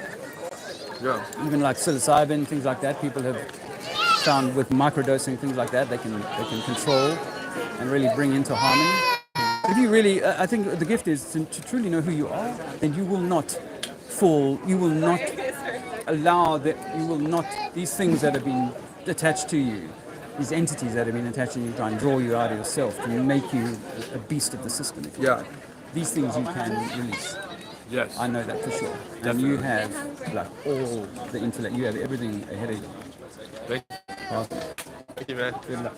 Good luck, Dave. All right, cheers, bro. Cheers. Bye-bye. Have a good day. You too. Sorry to bother you. I don't want to be on camera, but I need to open this door. I wondered about that. Yeah, is this your shop? Yeah. I'm sorry about that. No, you're all right. I knew I knew at some point someone would have to come along and open the Yeah, shop. I need it Is painted this in your? there. Oh, you're not actually opening the shop. You're not opening the shop. It's It's all part of the pub. So there are two Ah, things really at play here. Obviously, the market's on.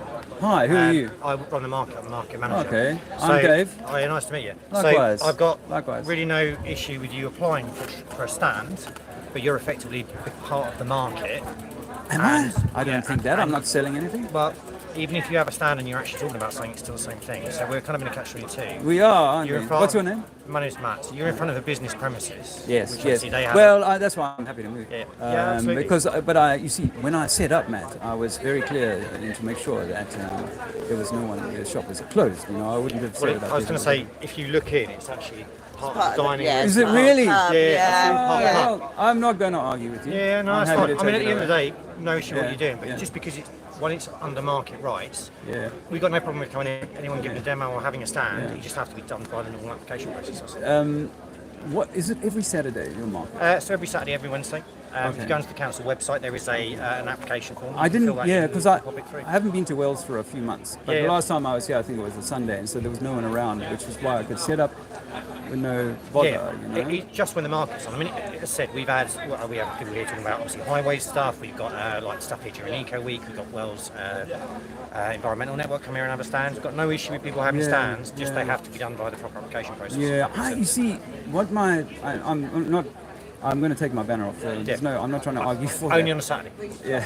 Get my point? Well, It's because yeah, the market yeah. rights exist And Saturday. also, and you'll Thursday. probably get complaints as well. People coming up in their wheelchairs if they can't.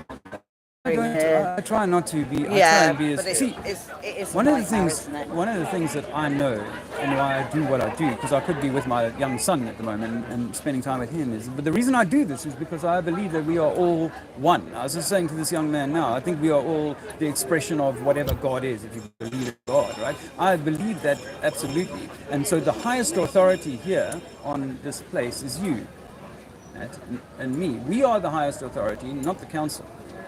And so I don't subscribe to council, not being a living thing, telling me what to do. Because when God created this world, he said, you are the inheritors of the earth. What we've done is we've created governance that now owns us and controls us. And so I don't, that's why I don't really bother with I should ask the council if I can do this. Because for me, and I used to work for the council in Westminster for 15 years, I worked for government. So I come from having been inside of the system, but I do not recognize their authority. If I'm on public land, then I do not recognize their authority. If I'm on private land, and they've done that with shopping centres and so on, this area is now a private, okay, I can't be on that. But if it's public land and I'm causing no harm and injury, and honestly I didn't think your shop was open, otherwise I wouldn't So have. in the case of this, it's a pub, working pub. Yeah. We're also the landlord of No, it. no, that's So that's the it, council yeah. own this Yeah, yeah. building, obviously leased to. Yeah. So actually, the pub is private. No, I know that. So I was Yeah. just blagging it because I thought this shop was closed. Where I normally hang my banner is on the trees there. And because literally, that's all it is obviously- market days. So yeah. because there are market rights, it Yeah. has to come here and do something on Everyone market has day. to work, Yeah, absolutely. yeah. And it's Those, I yeah. totally get what you're saying, but it goes back to the Royal Charter from 1300 and whenever. But you know what I mean? It's just Saturdays and Wednesdays because there are market rights to the market. Yeah. It has to follow a process. But outside of that, Would you be No so problem kind at as all. to take my flyer? Yeah, of course we'll. You can throw it away if you like. No, it's fine. But because I think that we should know the truth about who we really are, Yeah. and the governments and the religions and all things are doing their best for centuries now to control who we are, what we are. And I do not seek to cause any physical or harm or injury or anything like that. But I am expressly clear that the government and the systems of control here, banking and all of that, are actually designed to harm us and our children and our children's children, and that matters to me, which is why I would, Oh, try and absolutely. hold And you that- have hold obviously a that perfect line, right you to your know? opinion to Yeah. express that. Just because it's market day. But if that makes sense. I'm all good, and I'm happy to And wrap it all I up. am going to open that Yeah. door now. Yeah, no, I'm about to untie this. It won't Thank take. you. It was nice to meet you. Likewise, Matt. All the best. Thank you. Thank you. Just take me 10 seconds to get that off. All right, friends. Well, there you go. That's going to have to move. I'm not necessarily going to end the stream this year. I've only been going for an hour and a half. Hope you all well there. Dundee. Greetings from Dundee. I actually am hoping to be soon. Look how quickly that came out.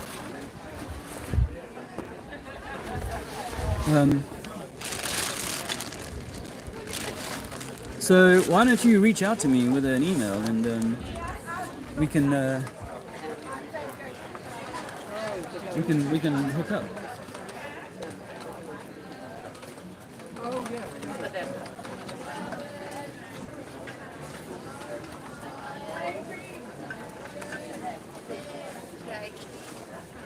Yeah, Alright. sorry, love. No, you're good. Thanks No, it's no problem at all. Really appreciate that. I knew this was eventually going to be open, so I set it up knowing that. So I don't mind at all. No, it's no problem.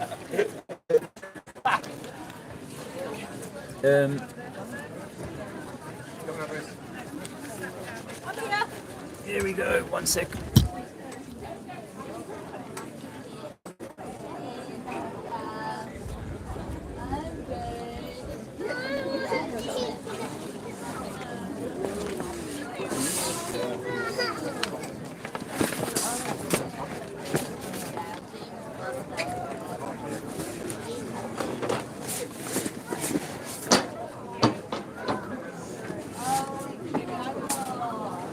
I won't want like that, just like side stuff.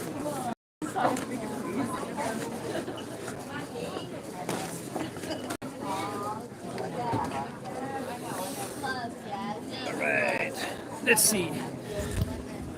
We've got a little bit more time, I think.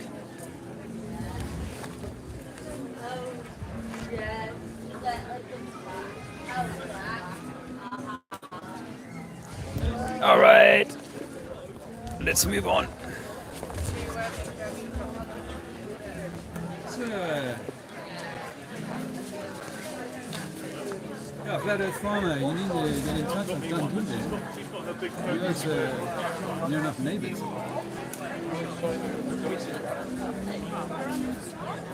Market Day.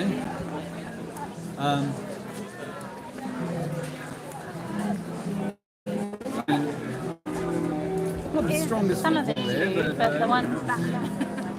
Right, Chris, I think I will go. Oh, let me. Sorry, man. Yeah. See, there was a. Rather than walking further down the high street, I could and see if I. The reason I'm loath to go out that way is because I don't know that I've got a great place to hang the banner. But construction stuff had like a. What do they call it? That zinc sheeting that organic CBD. Yes.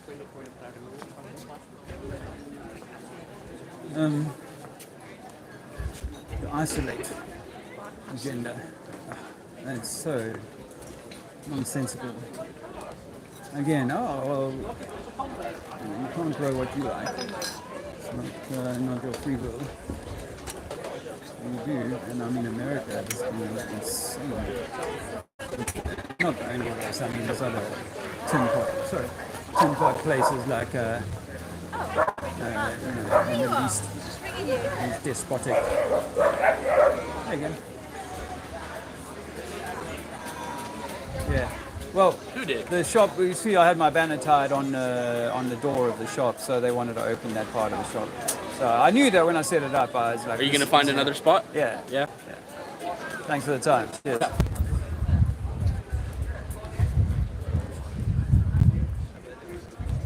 This is interesting.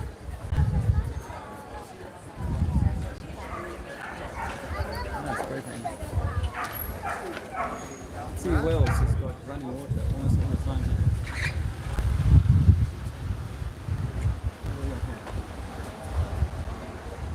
This is good. Have a ion. That's always the way, isn't it? Yeah. This is probably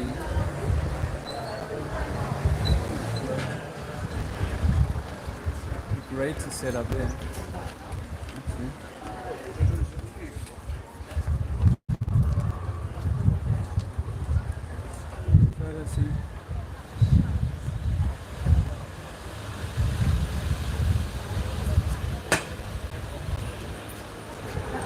See, it's cool, but because I don't have anything to hold the banner up, I need a tie-off point, so it does add a complexity. Like imagine if you put it across like that and block that off, that would obviously be a no-no. Ooh, water's running downhill. Globies would say, no, well, it's kind of currently perpendicular to the globe.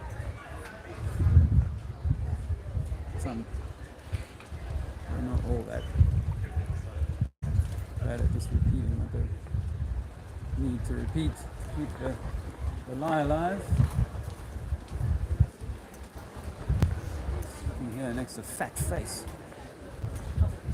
Oh, wow. This is my handwriting. This is my handwriting. No way. It's insane. When did I put this down here? There's a handle there. If we get another fixing, it'll be on.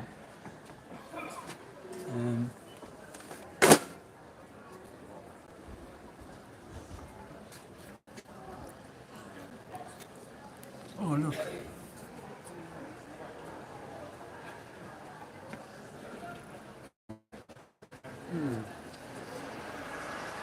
Fixing points. There's some screws out here, one there and one there, which is unfortunately a little close. I might go a little bit rogue here. So there is a nice try, isn't it? Well, it's a start.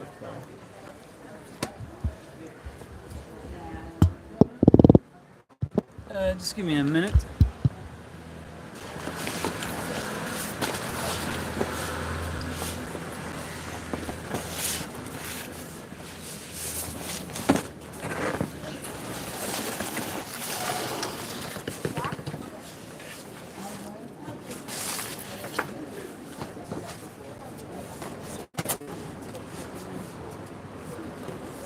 That's what I'm thinking. And the other option is that.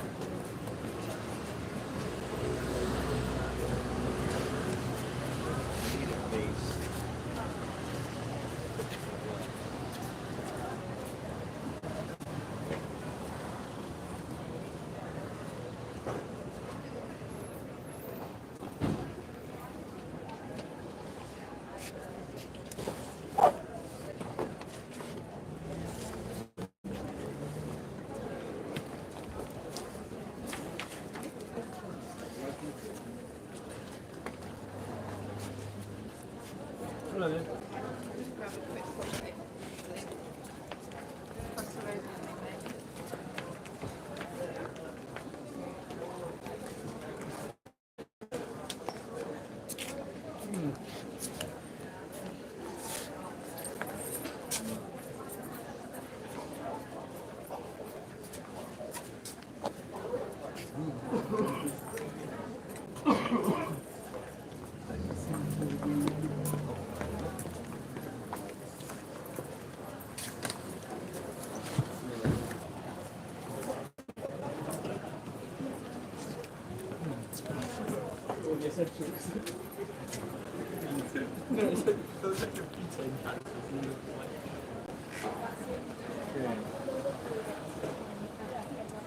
It took so it used to take so long before because then I'd have to wait again.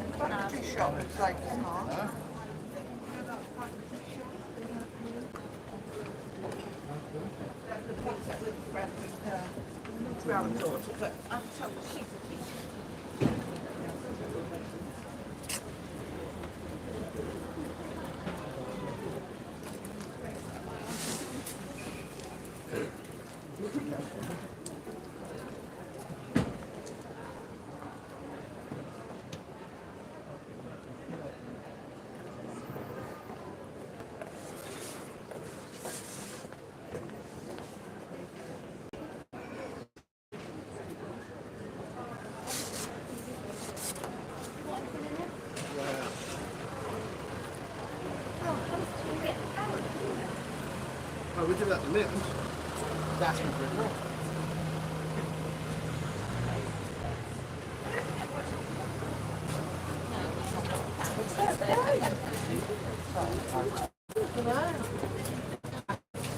Yeah.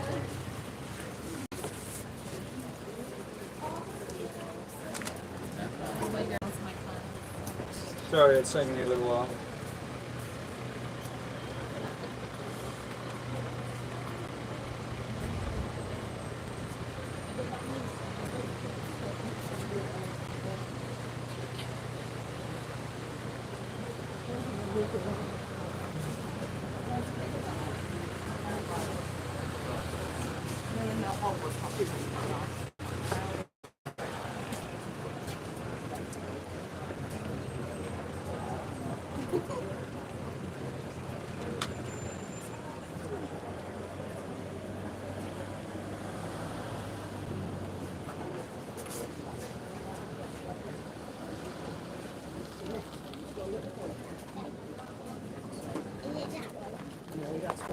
Isn't it?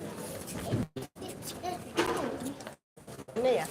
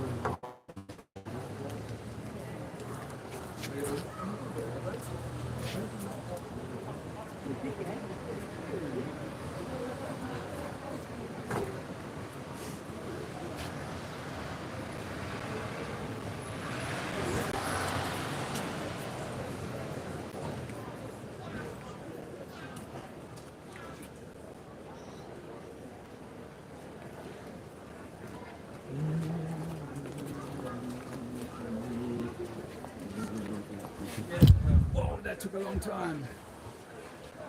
I really struggled with that. I had to go diagonal in the end.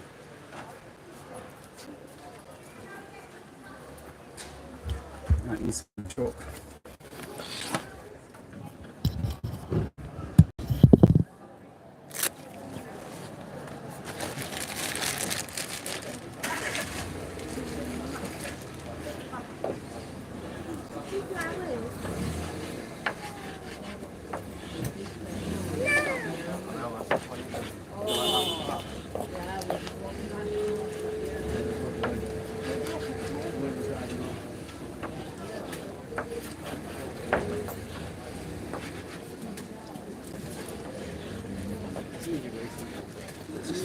They'd probably just on it as fun, just get rid of it.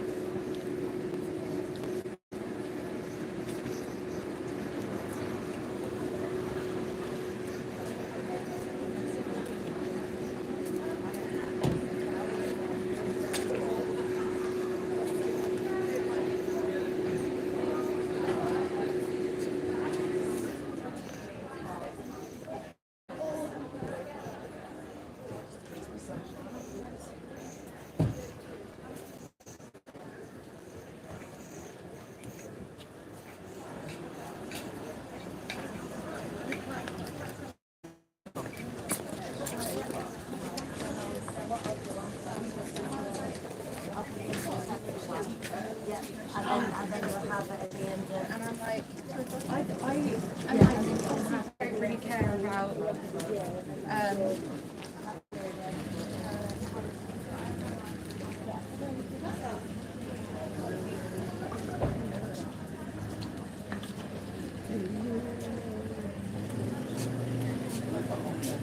accepted. Sir, please go right on the pavement. Sure. I know, but it won't. Somebody has to scrape it off. No, they don't. It will wash off. Move along. It won't, sir. It won't. It does. It's just the fact that Well, that's only because you don't like what you're reading. You know it.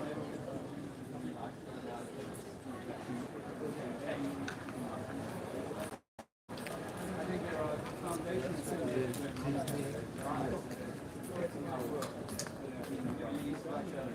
vaccines, you name it. There's so many things that are going wrong. Worry about it on the ground. There are far more important things to worry about. I don't need to. So right now it's got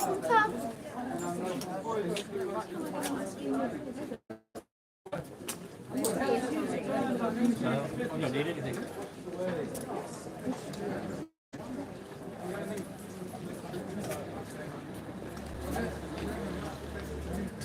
Where should I communicate? On YouTube, where I'll shut it down, or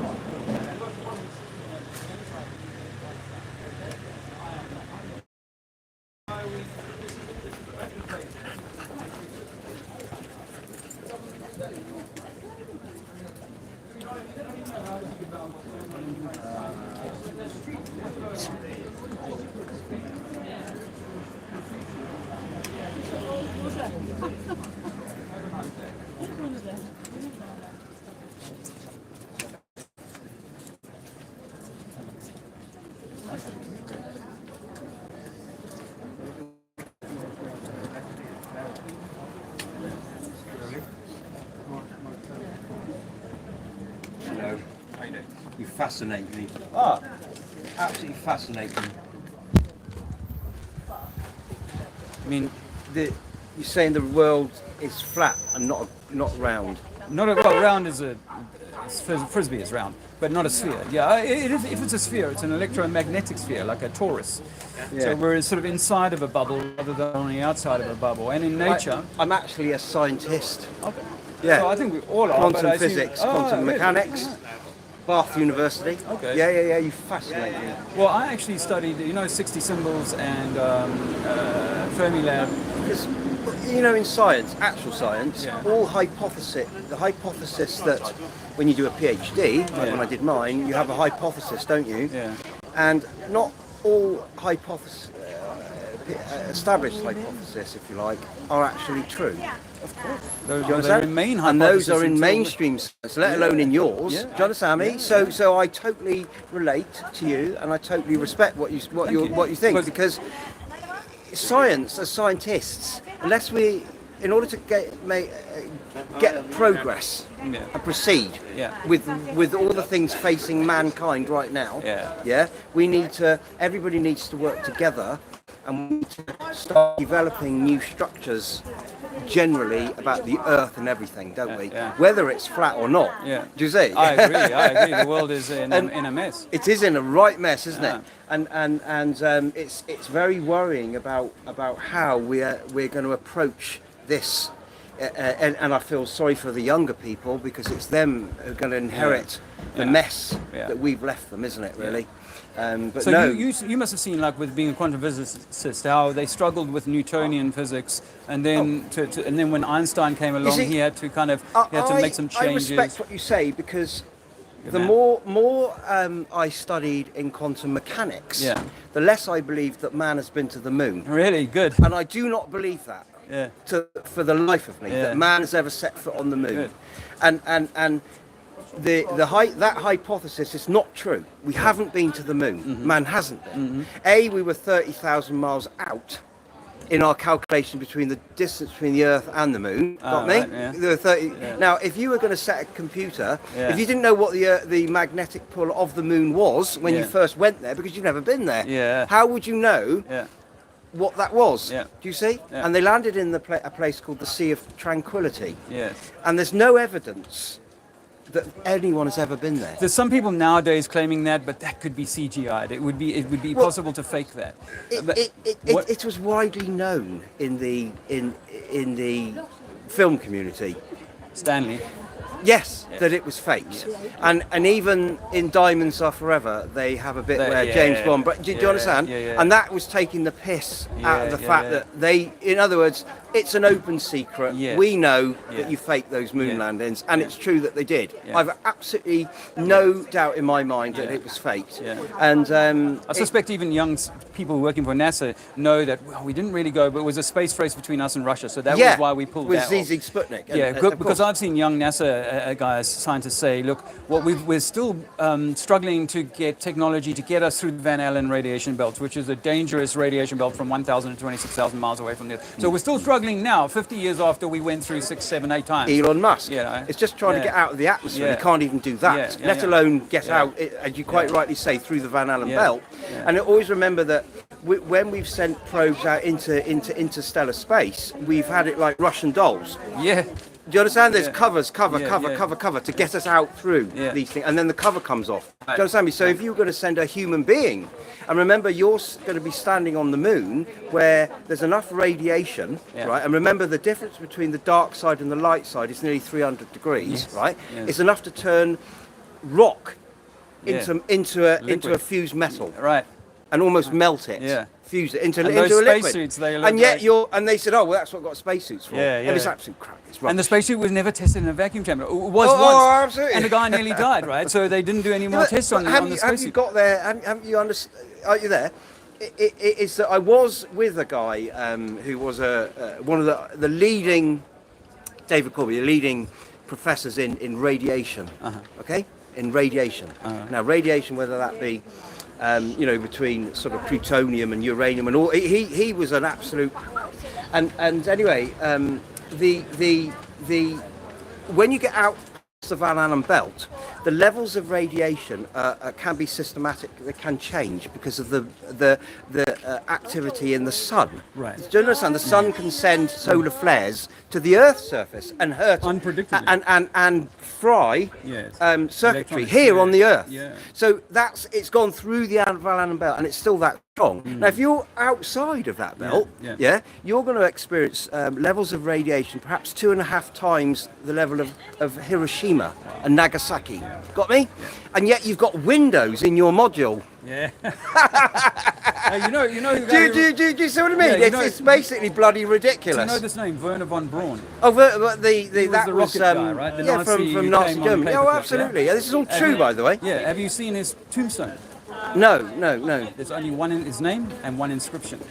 Psalms 19:1. Yeah, because Paperclip, he came over Yes. from Paperclip. But Psalms 19:1 But- says there's a roof over our Yeah, head. he's a very, very clever man, Werner von Braun.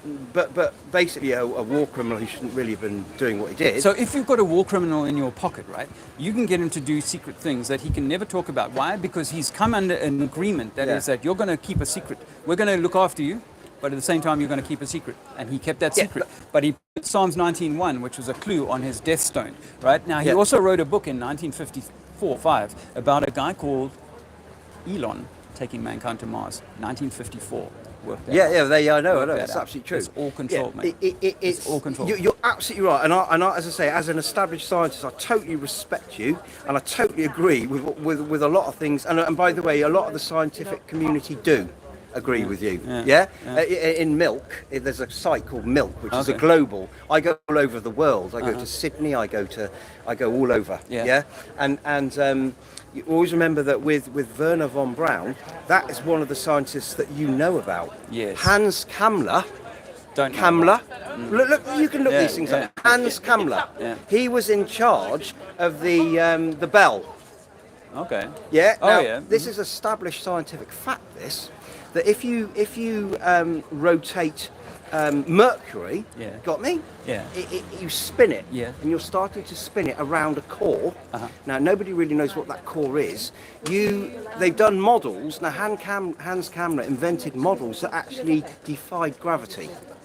Right. Yeah. Got Oh, me? yeah. So they were models. Anti-gravitic. The Nazis were doing that. Oh, they actually. were, they were. And so if Roswell, Yeah, like Roswell sort of coincides Yes. with Paperclip. paperclip, and always remember that who invented the theory of relativity, the great Oh, that's Einstein. Einstein. Einstein went missing for 6 months. Really? Just after Roswell. Did you know that? No. And not even his family knew where he went or what he did or whatever. Now, I'm just saying this is all theory, but if you did discover something, you'd want the world's greatest minds, wouldn't you? Yes. Just try and understand Yes. this. Yes. It's because it comes from... Yes. But remember what we learned from Tesla, Nikola Tesla. Oh, he was an amazing man. Yeah. But he had basically in his hand, and Yeah. J.P. Morgan said, no, well, that's not getting out. There's Also, no free energy here. the guy that invented the water-powered engine, which is... There is a water-powered engine. See, yeah, but they keep dying, those guys. Yeah, well, he died mysteriously. Yeah, He died from poisoning in a restaurant. Yeah. And a lot Same of with the... those presidents who wouldn't take the vaccine. They said, we're not having that vaccination. Well, don't get They me died. started with the COVID vaccine. Yeah, That's yeah, complete and utter... good. That's not even a conspiracy. A That's... man lost his shit with me just now because I told him that there was something wrong with that. Really? He lost his shit. He's Well, like, I wish I'd have Yeah, been with you yeah. because I'm actually a scientist and also I've doctors, medical doctors. Yeah, I've seen so many doctors absolutely. talking on this. And all the doctors are very, very suspicious about that. I know people who have actually died From a the vaccine. injury, yes. From a Yes, vaccine injury. yes. They've died. Yes, I've had my sister-in-law had a stroke. I've seen so many people I know talk about, or I met a guy in the street the other day. He said, you know, my missus, she up and got cancer. I'm like, have you looked into turbo cancer? Yeah. She was vaccinated. Do you think in genomics, you understand, modern genomics, if you change the genetic makeup of somebody's lymphatic system, you can then manipulate the viruses that you let loose in the future because you have the genetic makeup of their lymphatic system. Got me? And do you add to that like the ability to send a signal through the cellular network? Yeah, true. To switch that on at a particular Yes. Yeah. It's not. This That's isn't what I- conspiracy yeah, theory. this I think is possible. fact, Yes, for God's sake.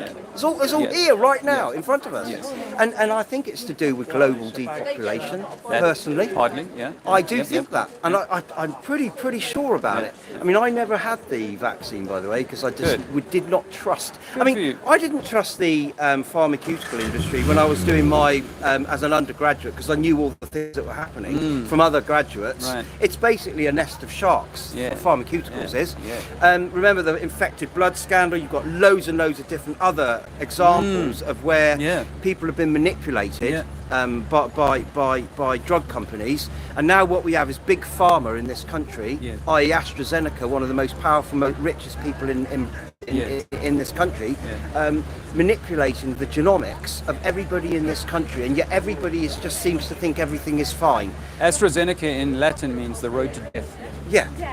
So it's absolutely, we're in a control game, and yes, part of it is certainly depopulation, but then so is World War II. World War One. You know, there is a depopulation agenda going on all the time. The fluoride, the chlorine, the this, the that. You know, there's so much toxin in our environment, not only in the mind, but in the food supply, air, whatever. If you looked into chemtrails, things like that.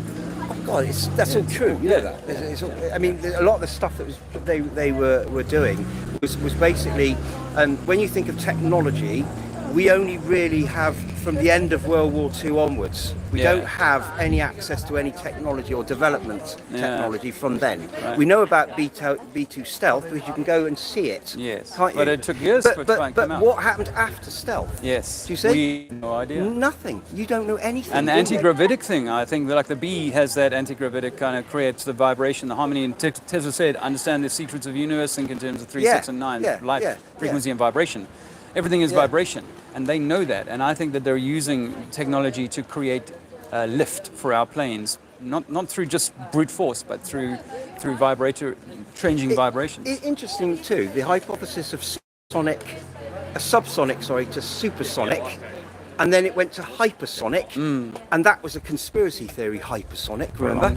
Remember? Yeah. It was a complete. It wasn't true. But that you saw, like you say, a trail. Then you saw a round puff. another, and it went like that was hypersonic. Wow. That's how you know it's hypersonic. Right. When you see a trail with a round puff, and that means it's gone from supersonic to subsonic. Now that was all a big conspiracy theory. Suddenly they admitted it was actually true. Same with the Kemming. They've admitted a 50 million pound limited project to do weather manipulation here in the UK. The government announced that recently. Very quiet, hush hush, but I've seen it in the paper. You're absolutely right. I mean, I as a scientist, you know, I get angry that when I won't be around forever and I'll die, but what I will know in my mind, I think 70% of it is a lie. I was I've only got 30% of actual reality. The rest of it is crap. Well, let me tell you quickly. I was 47 10 years ago. Well, I'm 62. Right, and I took DMT 10 years ago. I was an atheist walking into that ceremony, and I walked out 10, 15 minutes later. The first words out of my mouth was, "True, there is a God." I'm not into religion, by the way. It's true there is a God. And everything is light, everything is frequency, everything is vibration, and we are an expression of that. Yeah. Call it God, call it nature, whatever you want to call it. We are an expression of that. And we've had that expression stood on, trampled, robbed, so that that was what I want to tell you, is that probably the third thing I said is everything I've learned up until this point, I'm 47 at the time, everything is a lie. I have to start again. I have to study everything again, which is why I was willing to go and look at this, that maybe there's too many things I've taken for assumptions, that when I was 6, 7, 8 years old, a teacher said, you have to know this to be true. And you believe it. Because when you look at the moon landings, when they're all on the moon, looking back at the Earth, it's round, isn't it? Yeah.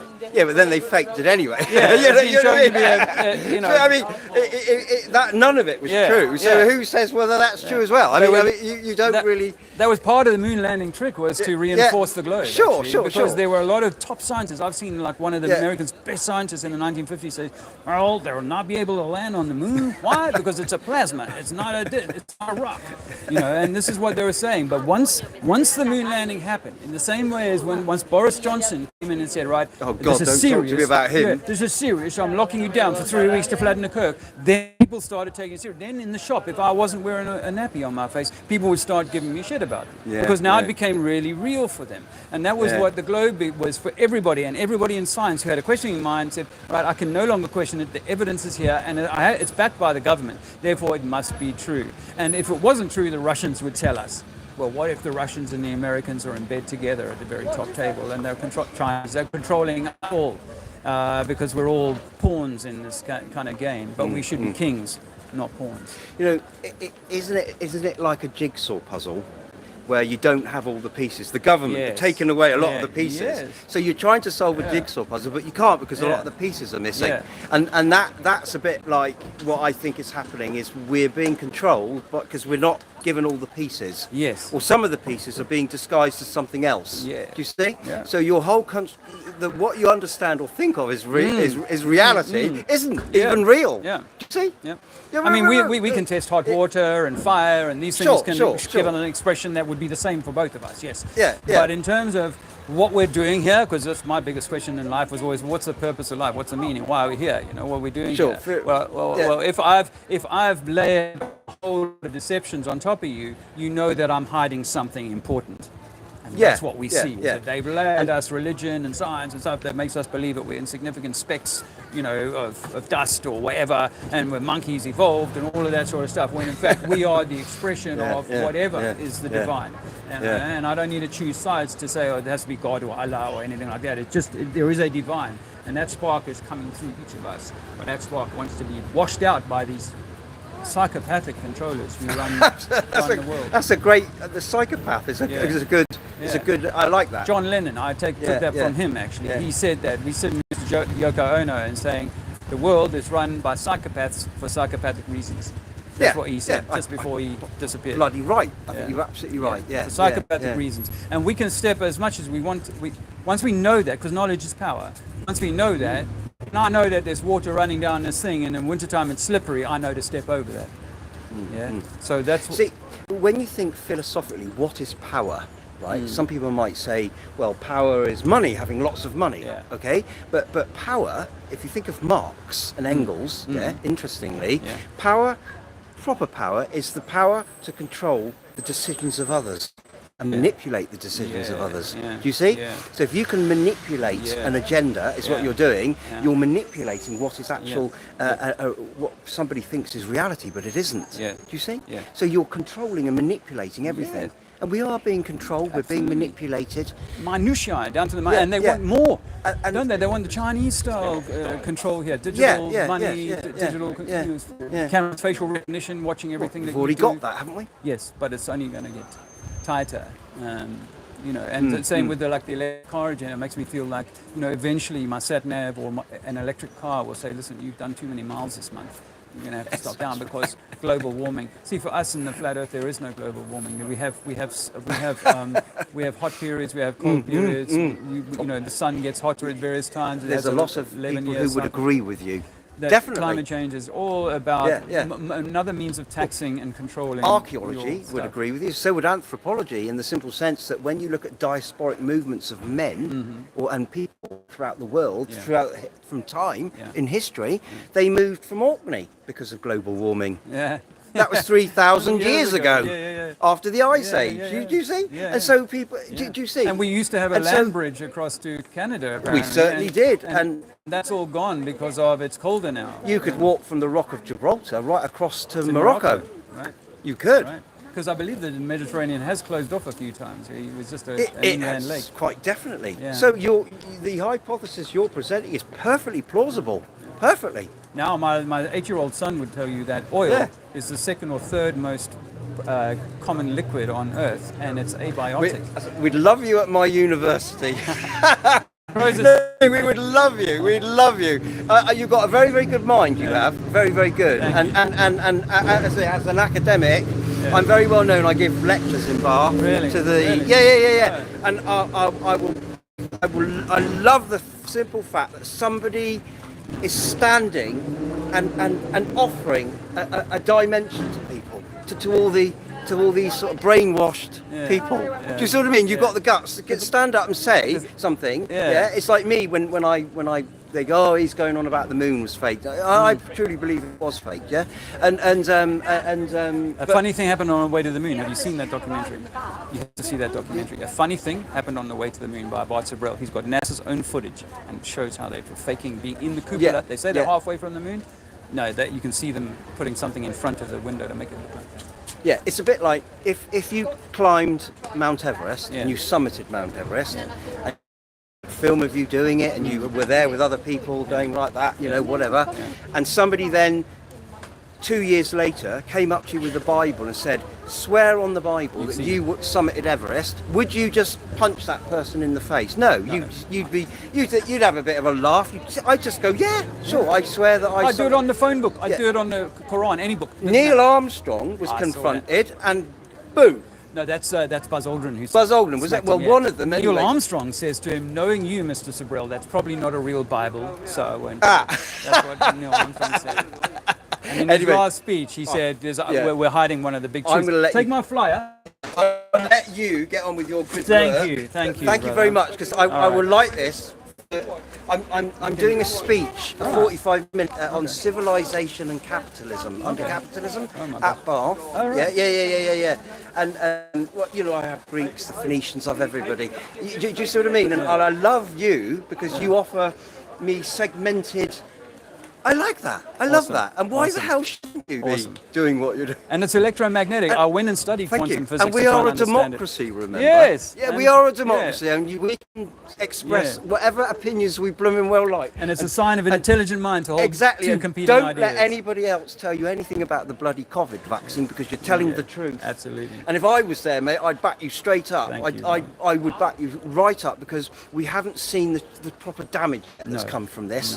The damage is yet to roll manifest. on. Absolutely. It is, because what these buggers have done, and also remember as well, in the branch chain of the AstraZeneca development, they used monkey DNA to fill in the in the gaps. Do you understand? Yes. And that Simian virus 40, SV40. Anthropologically, we should not have monkey chip DNA No. in our system. No. Anyway, I'm just going to go get some bananas. No. Thank you very much. My pleasure. Thank you. It's a great thing to meet you. Likewise. Cheers. Earth is flat, not a spinning rock in space. NASA fake space travel. You do not live on a spinning rock. Water will always find level. Water must run downhill and then be contained. Water cannot exist on a ball. You know this, brain has been washed.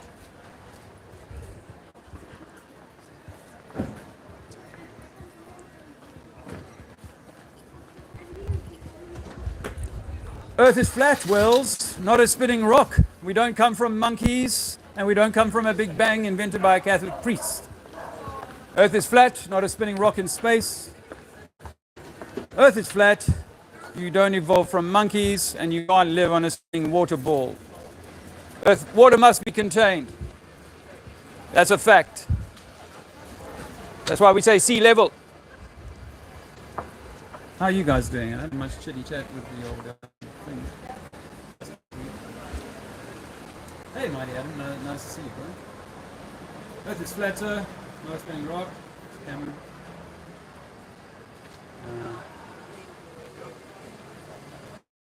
Bouncing back. Earth is flat, not a spinning rock in space.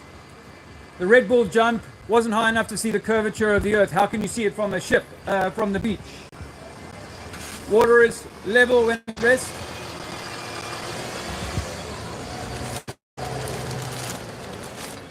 Okay.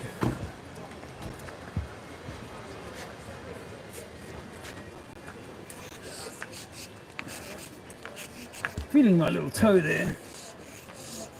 You missed a conversation before this where I'd put the camera down. Some guys give me a little bit of grief about chalking. And so I had a little word with him. And we kind of agreed that what's going on in that place next to the Jordan, I don't even know if you can say Pancake Stein anymore. In this country, people are getting arrested for having a quiet vigil. Earth is flat, not a spinning rock in space. Water must be contained just like it is in your cup. Water cannot exist on the outer ball. That's all made up pseudoscience based on gravitational theory, which is really religion.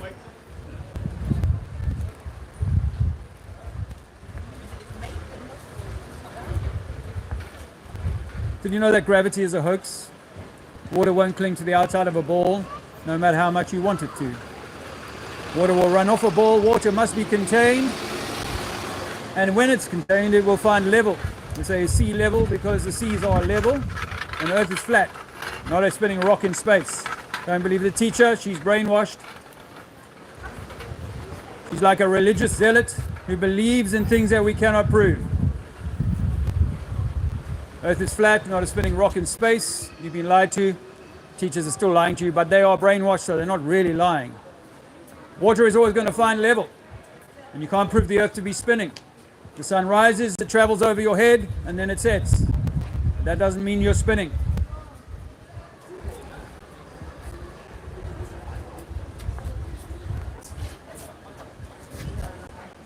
NASA fake space, you know, it's all CGI, it's all Disney. Can't go to space, can't go to the moon. And you can't live outside of a vacuum. We must be contained inside of a vacuum, inside of a container. Earth is flat, not a spinning rock in space, Wells. Does it bother you that your government have lied to you about everything? The government have lied to you about everything. Who you are, where you are, what you're doing here. Earth is flat. Liquids must be contained. Gases too. We live in a flat stationary Earth. Earth is flat. Water flows downhill, but must be contained. If water flows downhill, how can it be on the side of a ball flowing up Nile? Water is always going to seek and find level. The sun is small, but you believe it's billions of times bigger than the Earth. The moon is small, but you believe it's reflecting moonlight, even though it's white light. It doesn't make sense. Earth is not a globe in space. Space travel is made up. Believe in space I was get tricks and stop that. Because it has melted your mind to believe that things can live in a vacuum. They cannot. Our gas is contained, which is why we have gas pressure here. 14 point something psi, right? Gas pressure demands containment. There's laws of thermodynamics in play here. Where does the gas stop and the vacuum stop, space start? NASA is Disney for adults. NASA, never a space agency. All actors, all under secret contracts, all under Operation Paperclip, Nazi rocket scientists. They're the ones that took you to the moon. Nazis took you to the moon. Can you believe it? We believe that Nazis took us to the moon in 1968, but we haven't been back since. Maybe we should bring the Nazis back. Earth is flat, sea is level. Water runs downhill but must be contained. It cannot exist on a ball. Water must be contained in a pool, and the ball will float on the water unless it is more dense or less buoyant, and therefore it will sink. Buoyancy and density are the expression of everything we see that goes up and down here on Earth.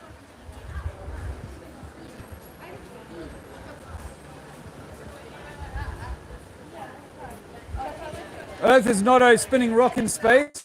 Earth is flat and unmoving. The sea is level. That's why we say sea level. Some information for you. Thank you. Have a nice day. You're welcome. Earth is flat, sea is level. Earth is 70% water, and Earth is 70% sea level. How can you live on a globe made of water when water must be contained, unless you've been brainwashed to believe that the pencil falling on the floor will contain water to a sphere? The teacher brainwashed us because the teacher was brainwashed herself to believe that water can exist on a sphere. It cannot. Water must be contained. Water must be contained, and it cannot be moved very easily. Water doesn't like to be moved. Water must be contained and remain still, otherwise you will not get sea level. Sorry ladies, Earth is flat, not a spinning rock in space. NASA faked the moon landings. That's why we haven't been back in 60 years. I bet they told you we'd be living on the moon by the time 2025 came around. Earth is flat, not a spinning rock in space still. NASA is Disney for adults. It's all CGI, it's all Sandra Bullock. Gravity. How are we doing for time? Thanks for the thumbs up, guys. I do appreciate it. How's my audio? Yeah, interesting chat with the academic one, yeah. Earth is flat, not a spinning rock in space. We can't prove that we live on a ball. NASA is Disney for adults.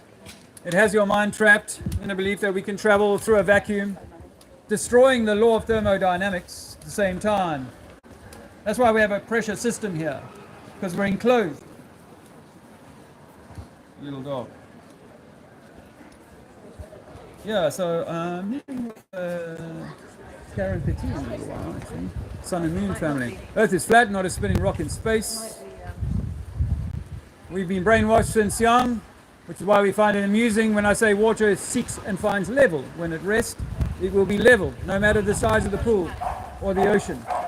We say sea level because the sea is level when at rest. It cannot form a sphere. You play football on a pitch, not on a ball. Playing on a ball is a sure recipe for breaking your ankle. Earth is flat, not a spinning rock in space. We never went to the moon. Space travel is all made up to make you to believe that you are insignificant specks living on the outside of an explosion, about to disappear like the dinosaurs. None of that be true. All of it be brainwash. All of it.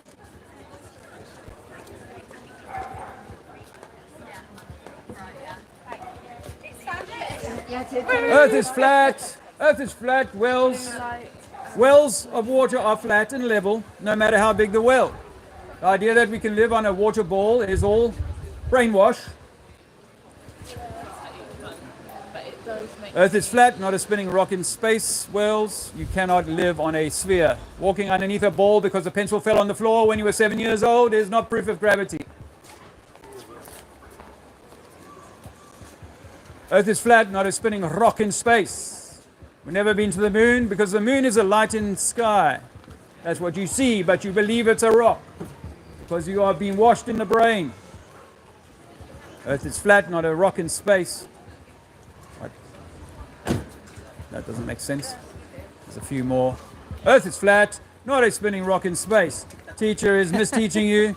Water is always going to find level. You play football on a ball or on a pitch. You play football on a pitch. Why? Because you cannot play on a ball. Earth is flat, not a spinning rock in space. You've been lied to about who you are and where you are in the world. The people are dead. I swear to God, the people are dead. There's a little bit of life left in some, but really. Earth is right, flat, buddy? mate. I'm good. How are you? Very well. Very well. Good. Earth is flat, not a spinning rock in space. That might change your day. Earth is flat, not a rock in space. We've never been to the moon. International Space Station is a fake station. It's all CGI. NASA is Disney. Earth is flat. Oh, you're a NASA guy. You're not going to like what I have to say. NASA fake space. NASA was invented by the Nazis, right? Earth is flat, not a spinning rock in space. It's all fractal. It's all electromagnetic. Our Earth is electromagnetic, just like your T-shirt. We are the center of creation. We are not evolved monkeys living on a spinning, wobbling, watery ball. This cannot be proven. Water must be contained. It will run downhill, but water must be contained and won't run uphill. So the idea that water is running uphill on the side of a ball or a globe is just brainwash, cannot be proven. See how I managed to fashion a thing here. And when I came to this board, this here is here from a previous time. The last time I was here, I can't remember exactly. I need a different color for that. Earth is flat, not a spinning rock in space. We've never been to the moon. Space travel is fake. Buzz Aldrin is the only thing that, Buzz Lightyear is the only thing that can go to space because it's fake. Earth is flat, not a spinning rock in space. You've been lied to about who you are and where you live. Water runs downhill and will collect and pool in a lake, and that lake will be level, like the sea. Earth is flat, not a spinning rock in space. NASA never went to the moon. That's why they've never gone back. The moon is a light in the sky. Earth is flat, not a spinning rock in space. Earth is flat, not a rock in space. Earth is flat, not a rock in space. Earth is flat. Earth is flat. Huckleberry. Earth is flat. It's easier to fool a man than to convince him he's a fool. Tom Sawyer said that. Earth is flat, not a spinning rock in space. If you believe in space travel, it's because you've been indoctrinated to believe we can leave a vacuum, leave the container, which we can't.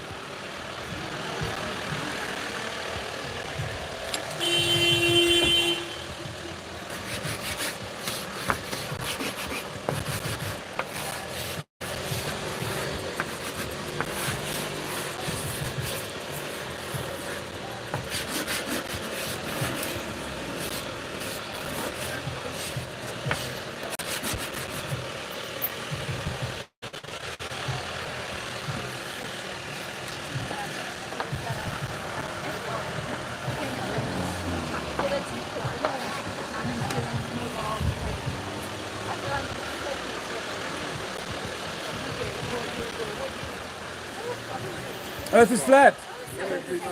Earth is flat. We can't prove we live on a globe. You have to trust government scientists if you think that. We've thought about that. Because I saw an article yesterday and it was saying about a plane. How would it possibly land if the Earth was spinning at 2,400? 1,000 miles an hour, they say it's spinning. And if you were going against that, it would be you'd be trying to catch up. But they'll tell you, believers will tell you that the atmosphere is moving at the same speed. Yeah. So I say to them, well, if I'm moving at 1,000 miles an hour, how much faster is the atmosphere 10 miles above me having to move? And what's motivating that? Air needs to be pushed. Yeah, of course. And so there's nothing to drag that. You would, as you spun a wheel, you would have drag as the air left behind it, of right? course. Well, that would be the same with the Earth. It was spinning itself. Yeah, of Not course. only that, we're meant to be moving through the vacuum of space around the sun at 30 miles per second. Yes. They can't measure that. No. So what no, if we're no. stationary?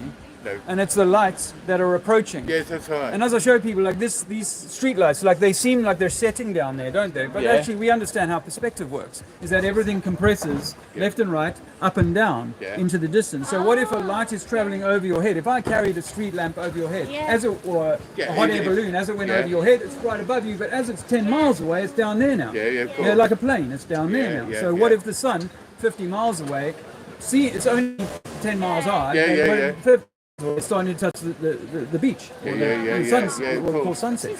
So then for me, what started me 10 years ago on this journey was the curvature formula, which we never got taught at school. They say, go to the beach, you'll see a ship go over the horizon. Oh, so what distance is that? Because it should be a mathematical equation to say, well, I'm on the beach on a ball.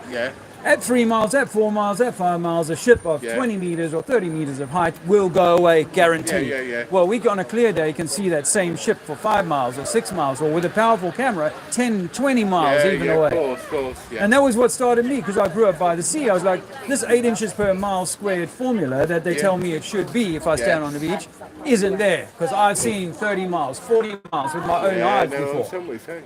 And so there's no measurable curvature. Now, if I go and stand 20, if I can see 20 miles, and I go and stand there, and I can see another 20 miles, and I can stand there, and I see another 20 miles, it's like being in the aircraft. When I was a youngster, a nipper coming from South Africa, I got to stand in the cockpit for about half an hour, and all I could see was a blanket of cloud that seemed to go on and extend on for as far as I could see. And then in 5 minutes, as far as I can see.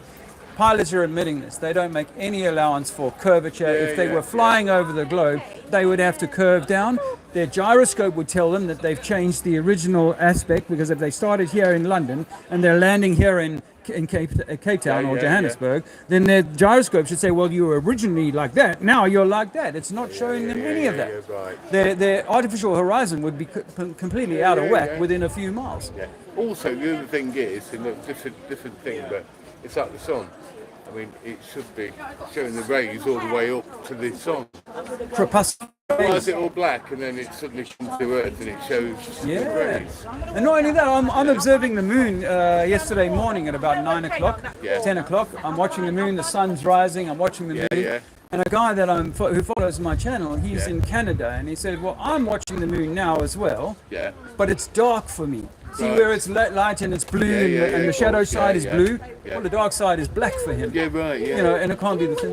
I feel I have seen a curvature of the Earth when I was very high up in a plane. Was that an illusion? Yes. I appreciate the way you ask that, because a lot of people will say, I know this curvature because I've seen it from the plane. And you see all the pictures. I mean, here's a photo from a plane at 30,000 feet. You can see that that's level. This one here is 120,000 feet, and that's perfectly level. And when Red Bull jumped, do you remember Red Bull jump? Felix Baumgartner some years ago. He just died, didn't he, recently? No way. Yeah, he's passed away. Oh, I'm sorry to hear that. Just about 2 months. No, it's all right. I don't know him or anything, but I remember reading just the other day this chap had gone on a paragliding incident. But I do remember him. Yeah, he was famous for jumping at that. The highest point, right? Now, a well-known scientist called Neil deGrasse Tyson, he's come out and said he wasn't high enough to see curvature even at his height. Really? Because even though most people said, but we saw curvature from the footage, yes, because outside of his cupola, there were fisheye lenses, and they made look everything bent. But as he dives out of the cupola, there's a camera behind him that has a flat horizon, perfectly flat horizon, so they had to come out and debunk that.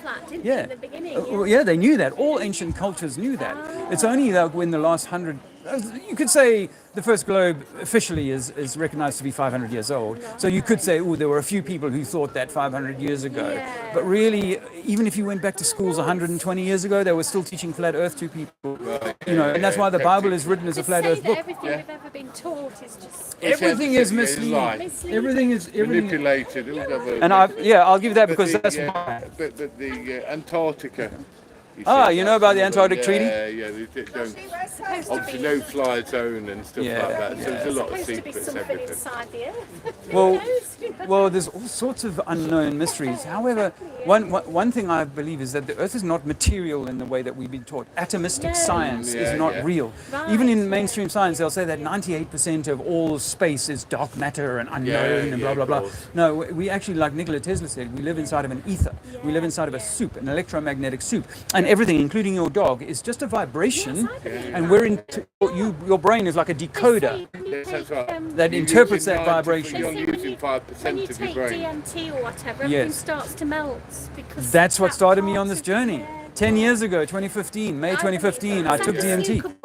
Hard, but Yeah. you really keep breaking it down. It'll just Nothing be is. energy I felt like I could put my hand through my own leg because everything is everything is just light. Yeah, it's a vibration. Everything is just frequency, vibration, and if you can hear it and see it, you realize that this is not wood. It's just a vibration we interpret as wood. You're told that. You obviously know about David Icke. He said all Yes, this as well, yes. hasn't he? Now I've given this flyer that's in your hand. I handed to David Icke a few months ago because did you? Saw because David I was trying to get him. I think his son's more interested in it. Yeah. I'm trying to get him to bite the cherry of Where did you see NASA. him? Where did you see him? London? I was at a place called Hope, Sussex, which was doing a sort of group who started a little homeschool, if you like, after COVID started. And he was doing a talk there because he's connected with some of the people over there. Did he speak to you for a few minutes? No, I didn't actually. Truthfully, no, I didn't. No, I didn't. It was raining. He'd just done his speech. He and a lady had just jumped into a car, and I've tapped on the window and got, Dave, take this. And he's opened the door and he's taken my flyer, and that was it. But I'm hoping, because you see, this flat Earth is a devastating subject to raise. If you're a true speaker, you lose a lot of people by speaking this. I know that. Lots of people who say yes, I know it's all a lie. If we'd have said we'd spoken and said Jimmy Savile's a paedophile. People would have said, How dare you say that? How dare you? You know, he's one of the greatest. Pillar of our community, isn't it? Yeah. You know, and the BBC covered that that. now. No. Well, yeah. People are very. All people, I suppose most people will accept that the BBC covered that up. But like most things, I used to think that the Kennedy assassination, the truth about that was covered up. But the extent, it's almost like the 9/11 thing. Oh yeah, there are some things you don't know, but you don't know the half of it. You don't know half of it. They kept in the sleep. Yeah. Kept in sleep. USS Liberty. You need to There's all these things. everything you've ever learned. Yeah, you got it. That's what started me on this DMT. And it's a real journey. I took DMT. First things, I was an atheist. The first thing that words out of my mouth was, "It's true, there's a God." After I took the DMT, then I said every 16-year-old should be offered this. And thirdly, that I'm 47 now at that time, and I have to go and learn everything again because nothing I've ever learned has true. It's all based in fabrication. It's that way where they want it. But better get going anyway. Nice to meet you anyway. Very interesting. Likewise. I'll have a look at that. All the best. All the best. See Thank you. you. Cheers. Take care. Stay well. So, I feel like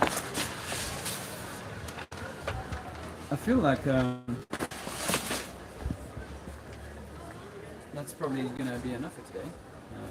We're up to 22 likes, which is nice, and at the same time, not that much. But hey ho, it is what it is. I think a few people in Wales.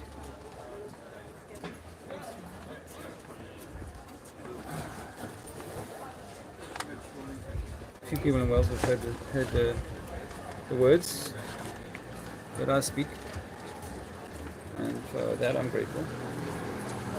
If anyone bought me a coffee, I'm grateful to you for that too. Just gonna, just throw a little bit more chalk on. Give me a second, please.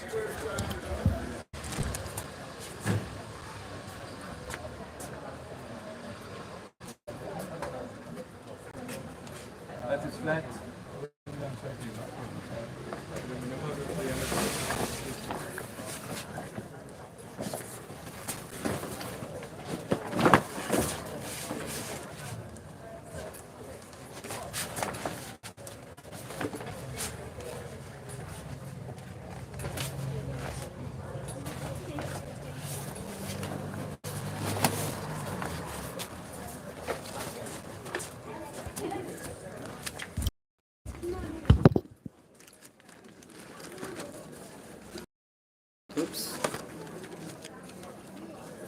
They've had a few flies today.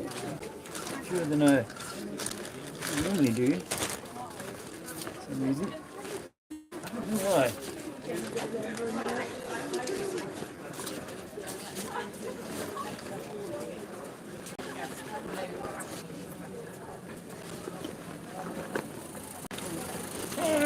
Here we go.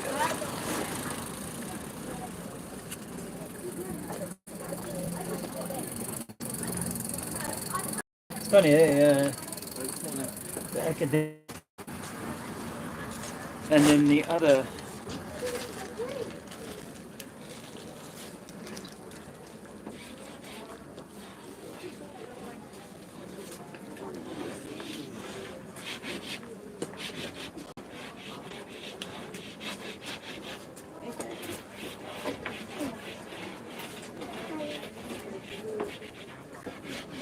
Why do you feel it's so important to spread this message? Because my people die for lack of knowledge. Which people? When you say your people, do you mean? We are one, are we not? Have been 1 second. Well, I was just thinking this earlier. I was once on the seafront. Yeah. I saw all these young women. Yes. Who obviously looked like they were from the same tribe. Yeah. And they were visiting this country, probably on some English language course. Yeah. I can't think what else it could have been. And they all looked remarkably similar to each other. They were all the same age. Yeah. Teens. Yeah. And they had the same skull shape as each other. Yeah. And when they walked along, they kind of bumped along. They walked back, and I thought, I hope to God they don't come to this country for their sake. I hope they don't get seduced into this. But they were so different. They were such a different race of people. You can't say they're the same. Okay, I mean, I think that there are definitely variations in the species, as they say in science, you know, and I think that if you look at a fir tree, for example, you will find all variations of, hundreds, and same with the apple, 500 different apple trees, right? And some of them look quite different. Some of them have different shapes, very different skins, different textures and tastes and flavors. So I think like the rose garden has a variety of different colors in it. It doesn't mean that just because they're not all white or they're not all red, doesn't mean they're all roses. So for me, the distinction that I would make between this fir tree and that fir tree might be a nuance, yes, but it's still a fir tree. And I think that that's the same with creation here, is that we are all the expression of something higher. I see what you mean in that sense. I can see, hello, hi, I can see, but when people say we're all one, I mean, it's always very confusing as to what they're talking about, because it clearly, as you say, about trees. So professional ecologists, they don't want to just preserve trees or just preserve conifer trees. Yes. They want to preserve all the distinct, biome. distinct species of trees. Correct. And because, some trees will survive in certain circumstances, others won't. We see, for instance, like bushes of buddleia. Buddleia will grow on buildings where it's dry, yet other things won't even get up there, So I suppose what you might refer to perhaps is are you referring to some sort of like life force idea? This idea that, for instance, life takes, how can I put it, it's like life is one at some primal level, but serves to exist on planet Earth in different environments, either water or the air or the mountains or deserts. It then takes different forms, which in turn, they actually affect the environment. Are you referring to something like that? Kind of like I suppose you could say like a speciation. I mean, but if you were, let's just say you were creating an Eden project. You were creating a biome for different trees and different wildlife and characters, creatures and bugs and so on to exist in. You would know that you would need to create a hotter zone there for that kind of a bug, and you would create a drier zone there for this kind of a plant or this kind of a thing. Well, I think that, by the way, I was an atheist until I started this journey 10 years ago through the DMT. I was just talking to some people about it. You know what DMT is, right? It's dimethyltryptamine, ayahuasca. Oh, I see. Ayahuasca, okay. And that was, I was an atheist, so that plant medicine journey showed me that we are much more than this material thing that we're given here. And so, yes, I think that we are all one. Yes, we have different habitats and we have different looks within those environments. Yes, I totally see that. I was raised in South Africa. But I think that if I identify as an Englishman, or if I identify as a South African, then I am actually taking the mantle of something of non-nature. Nature never created England. Yes, that's mine. Well, no. So I'm aware of all these kind of complex philosophical. And so me going to war against the Germans or the Italians or whatever, or the Jews, is a distinction. And I went to war against the Angolans in Angola in 1987 as part of my national service. But that was the programming that I received to say, this is your enemy, and now you're going to fight him. But if I took away the borders and any sort of socio-political kind of agendas, then we'd be brothers working together towards a common goal if we happen to be in the same habitat, if we have to share the same piece of land. Well, that is true. I can see this, what you're saying there, and I can see that in many respects. I mean, the sort of borders on maps don't correspond necessarily with what you call bioregions. Yes. And bioregions do have more of a place within the natural world. But of course it is true that what is affecting, say, like, we are affected by weather systems here that are beyond this country. But, for instance, I mean, so I'm English because I'm born here of forebears who have come from here, and I have a very keen connection with this country, with the landscapes of the countryside. I mean, I'm not just like living in a town, watching a computer, in a bloody building with them. As you can see, I've been out since the beginning of April, actually. Well, I've been out since March, but I'm always out every day, most of the day. Brilliant. I'm totally opposed to all this spending one's life in buildings. In fact, I don't even call building my home. I would say where my home is essentially on planet Earth, but on that part of planet Earth that is called England. It could be called something else, but nevertheless it's called England. By the nature of where your parents happened to live at the time of your birth. My mother's English, from English stock, but born in Nigeria, interestingly, because her father had gone in the war to go and farm out there. So, she's a mix. I was born in Poole in Dorset, but raised in South Africa. So where do I call home? But I'm with you. I think home is where the heart is, right? That's true. That you are right in that sense. You're right, but it's also the case that I have Moon in Taurus. Okay. And then it's not the same Sun in Taurus. Moon in Taurus set you up to be where's your heart? Where's your home? So your moon is where your home is. So I'd say, well, my home, right? Because Taurus is an earth sign, but I'm also got Venus in Taurus, which rules Taurus. My wife is listening to this going, wow, she loves astrology, so she'll be right on to what you're talking about. We know about the rising signs and the this and that.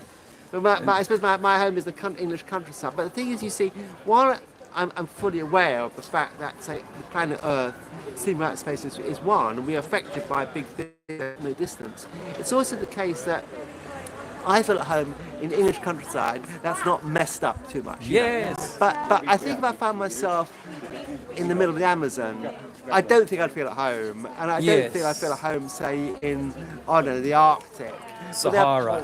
But there are peoples there who are inherently adapted to being there through long periods of physical evolution. And, you take people and put them somewhere else. If you took, say, what used to be called the Eskimo, who are short and stocky, and that's designed, of course, to preserve heat. Yeah, whereas if you took some that black African tribe from Sudan, the Nua, who are very tall and slim, they're not anorexic, they're very tall and slim and very muscled, of course. Yeah. And you put them in the actual Arctic, they'd be freezing to death. Absolutely. And but I feel that these things in nature are not really understood by people. I totally agree with you on that, although obviously in this day and age we're able to shape our world so we can, the African can come to a cold climate and just put more clothes on, for example. That's true, yes. So there are ways, or air conditioning, there are ways for us to mitigate, and therefore we are seeing this sort of spread beyond what would be the normal spread. And the same with air travel. Air travel has increased the amount that people can spread outside of their sort of normal habitat. And I know that can come with certain problems, and then there's the whole socio kind of economic thing, and migrant this and migrant that. I get all of that. I see all of those things, but I wanted to reflect to you that Earth and heart are an anagram. Yes. So the Earth is the heart of a system And I believe, and science used to show this, that the Earth is the center of the universe. Right. And that everything revolves around the Earth rather than the Earth revolving around everything else. Now, this is complete turning on its head all of the programming that we've had. Yes. But if you met someone in the Amazon jungle and suggested to them that they're living on a spinning ball in a vacuum, they would laugh at you. Even if they don't know thermodynamics, they would say, this is crazy, the Earth is not moving at all. You say, no, well, it's because you see the sun moving, it's actually you moving. They'd still laugh at you. If I took you to a discotheque and tried to convince you that the floor was moving or the lights were moving, not the lights, you'd say, no, that's ridiculous. But because when you were 6, 7 years old, teacher said, no, it's not the lights moving in the disco, it's the floor that's moving.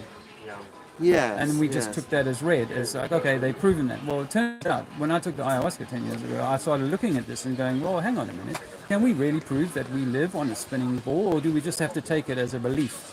And I'm afraid we have to take it as a belief, because the Amazonian child will tell you that water, as far as they can see, is level and will run downhill until it hits a pool. And that pool will be level with the same level of the pool, parallel to the same level of the pool above it and the pool below it. That's what we see in reality. When we go to science and we ask them, can you prove that the water is curving like you say it is? They say, look at a ship going over the horizon. I say, well, then let's measure it, because science demands measurement. And we try and measure it, and we find no. We can take a laser 10, 20, 30 miles and shoot it beach to beach, where there's meant to be many, many meters of curvature in interfering that light. We cannot prove this. We say sea level, and if you've walked as much as you have, you'll know that you can walk from the east coast of England up through the Somerset, here, and what do you call it, the peaks or the hills of this area. Do you mean the Mendips, or do you mean the Somerset level? Are you referring to the flatlands or the hills? No, I'm referring to the hills. The Mendips, say, as an example, yes? Yeah. I see you taking my picture. Thanks very much. Thank you very much. No, the Mendips, yes. Yes. So you'll go up 300, 400 meters, right? And then you'll go down the same amount to get into Wales and onto the beach in Wales.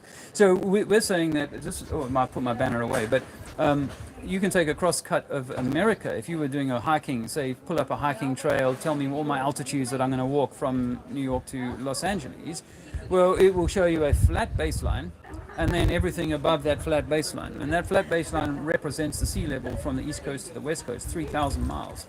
There's no evidence of any curvature, and that's 1/8 of the way around the globe, according to the globe science.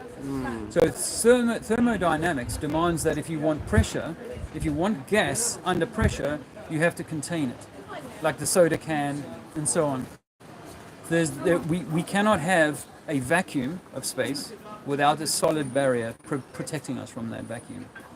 Because if I break the canister, deodorant canister or whatever, if I break that, puncture it or whatever, there's equalization instantly. We all understand this is basic thermodynamics, except when it comes to globe, and they say, well, gravity holds it all in. Well, gravity is the pencil that fell to the floor, but not the helium balloon that rose up into the sky.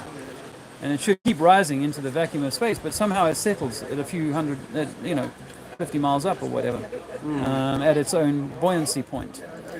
And so that's what we're saying, is that everything on Earth is planar. We live on an aeroplane where everything exists in planes, and the sea is one sea level. You should know this better than me, but the sea level for England is taken from Newland down in Cornwall. Back in the 1900, for 5 years, they measured the average sea level down in Newland, and then they took that as the mean for all topographical maps. All ordnance surveys are taken from one sea level down in Cornwall. Well, if we're on a ball that's curving at 8 inches per mile squared, according to the Pythagorean math on this, then we should have a different sea level if it's on a ball. Right. So, moon landing is faked. International Space Station, I know I'm hitting you with a lot here. International Space Station is all can be proven to be wires, harnesses, CGI, swimming pool, and a vomit complex to create a little bit of, every now and again, a few clips of them doing sort of floaty stuff without the harnesses, without the circus tricks. And so that's what the International Space Station is. We've never left this place. The sun and the moon are lights in the sky that you observe. One is white, one is orange or yellow. One is cold, it's been measured to be cold, and the other is measured to be hot. These are two opposite lights. It's the yin and the yang. It's the feminine and masculine. And so the lights in the sky can be explained. Exactly how they work is still not known. But how water works, and can we prove that we're spinning? No, we can't. Water proves to be level, and the Earth cannot be proven to be spinning or moving. The best scientists in the world tried. Even Einstein said we cannot come up with an experiment to prove that the Earth is spinning or moving around the sun. We cannot come up with an experiment to measure that. So I try to break people out of the spellcraft of this is the stuff that they have you believe, that we live on a globe, we come from monkeys, we evolved. I used to believe every of that, all of that. I raised children to university level on evolution. I believed it all. And then I came across the 8 inches per mile squared formula, and I'm like, hang on a minute. I grew up by the sea. I've seen too many things at too far a range that belied this 8 inch per mile squared.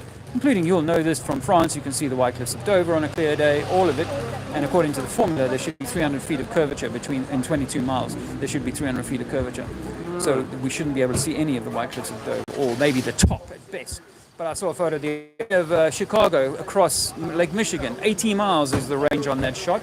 The sun is setting so behind the building, so you can see the silhouette of all of the buildings at 80 miles. And that should be getting on for half a mile of curvature, according to the formula. I see. Okay. So Earth is measured to be unmoving, and I try and tell people this because I do think that we are dying, as you asked me in the beginning, for lack of knowledge, and we are heading ourselves into a prison. Right. We are in a prison that constrains us. Yes. And it's a soul prison, by the way. I see you've got Stonehenge there. Are you visiting?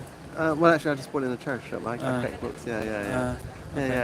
Well, it's been interesting talking to you. I won't keep you any longer. No. Okay, yeah, cheers. Do you kind of basically sort of reside in this general area? No, I just travel around. I'm a kind of homeless guy, so I just move from place to place. And then when I'm in Wales, I was here months and months ago, and I wrote here, Earth is flat. So many months ago, I can't remember when I did that, but it's still here.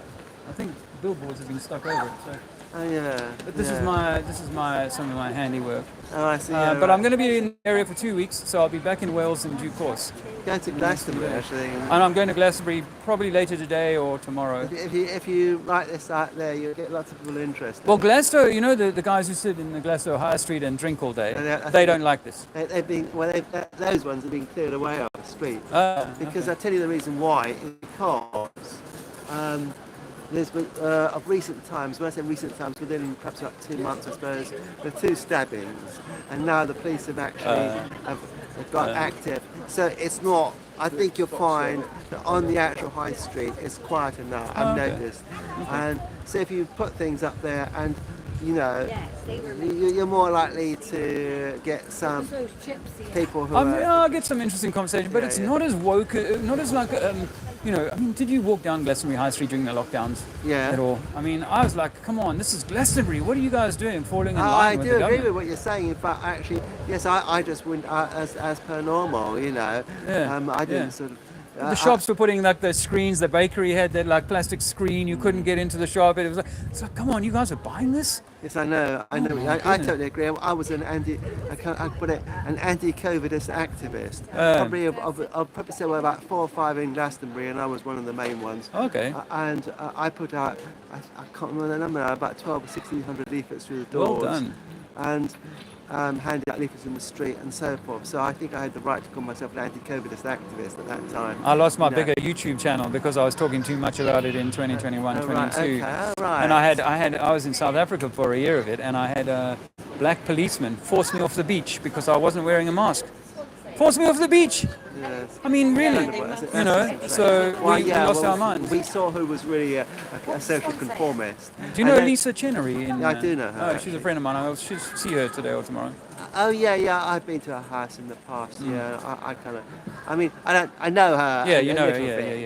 And she know who I was. But, and so there's a man called Jacob Jones who's in Glastonbury who's followed this sort of thing. Actually, he's an area organizer at various festivals like Buddha Field and Glastonbury Festival, and he's been interested in the flat earth. Give him my flyer. My email is on there. Did I give you my flyer? Yeah. Oh, give him my flyer. I'll give you 2. I'd love to, because I've been trying to organise. I've got a little party going on in Spain in September, but I've been trying to organise a UK festival. But I just need someone with a bit of land access. Oh yeah, whereabouts in Spain is that then? Down near Denia, Javia, which is he has a Blanca, Costa Blanca.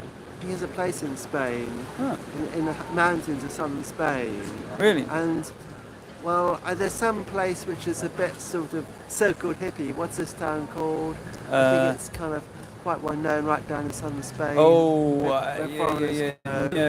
Cadiz, not Cadiz.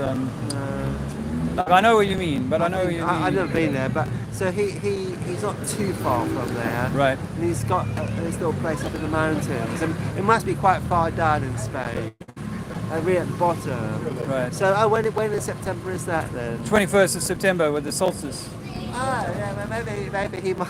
Oh, you mean the equinox? Equinox, so, sorry. So Yeah, he might be in Spain. And I tell him about it because he goes to Spain about 5 times a year. Yeah, he'd love it because it's some of the big thinkers in our I'll give him this, and you can make that contact. Yeah, okay. See you later. Lovely. Cheers. See you later. Cheers. All the best. You look very fit. You look very fit. I have to say. Thank you. I can see who's fit and who's not. You look super fit. Thank you. All the best, brother. Right. Cheers. Yeah, that's a bit of a feather in the cap.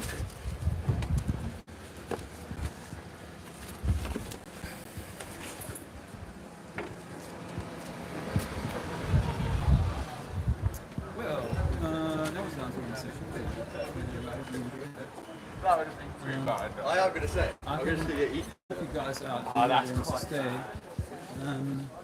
As far as I can. The signal ends as I walk through part of this establishment. I remember from the last time I was here, I couldn't hold the light through this one walkway. What's the time?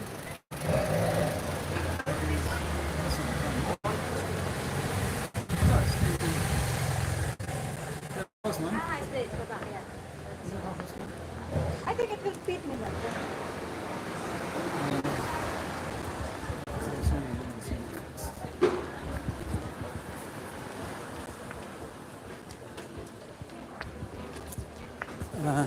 I'm having a limp a little bit like that. Maybe.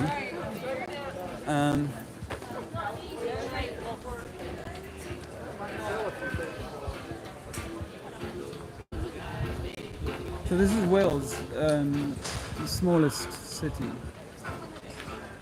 and of course, this is the kind of building that the banks and others, but with the windows. Yeah. And then yes, this is also. Interesting to know what's driving the water out of it.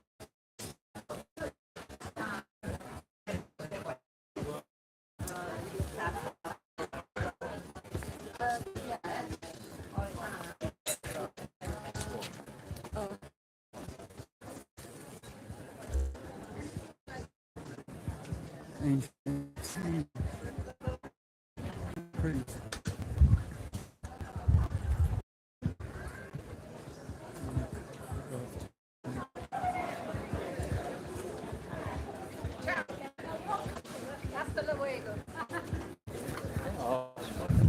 There you go, thanks for the time. Yeah, the universe just gave me the time. Yeah, I had to wear shoes for a while. Now, shoes on today. It's good.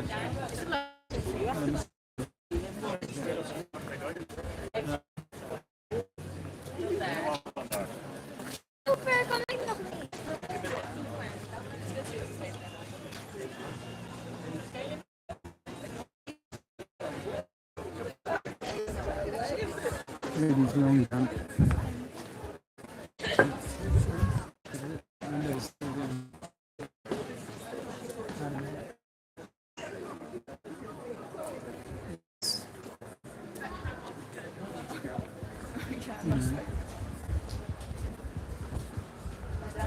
The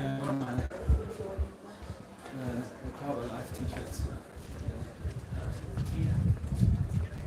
So yeah, this is the area that I was saying I didn't really want to come out here and do this area because it's so spread out, and I don't really have a place to hang my. You know, these would be considered private. Wouldn't last long on there, and so it's kind of spread out. And obviously that's a small little chapel thrown up by some guys with horsey cart. This is just something modest because building techniques were not very advanced. Now we're going to spend millions just doing a little bit of a touch-up. Like we've had to borrow money, we've had to ask others to pay. So yeah, I didn't think I had I could have maybe tied it up on there, but I didn't think I had a suitable place. And yes, the footfall is rather patchy here. So that was why I went that way. I could ride on here, but I'm eager to get back. I had a schedule meet up with Karen Petit from the Sun and Moon family, and she was going to pop by too. But yeah, I'm in Glastonbury area, so if you want to meet up, let me know. And let's say goodbye to the chat before I lose my signal. Hi, Ryan. Liz. Tony. Nice to see you. Is Francois still there? Originally, a little cannabis-infused jelly. This was the first time I was under demonic illusion that I could literally feel myself something. Oh, you think Mr. James opened that up to deception? Well, I don't agree with you. I mean, I think, obviously, I say the same with alcohol that they'll cool means the spirits, and it can open you up to spirits. But it's not to say that everyone who drinks alcohol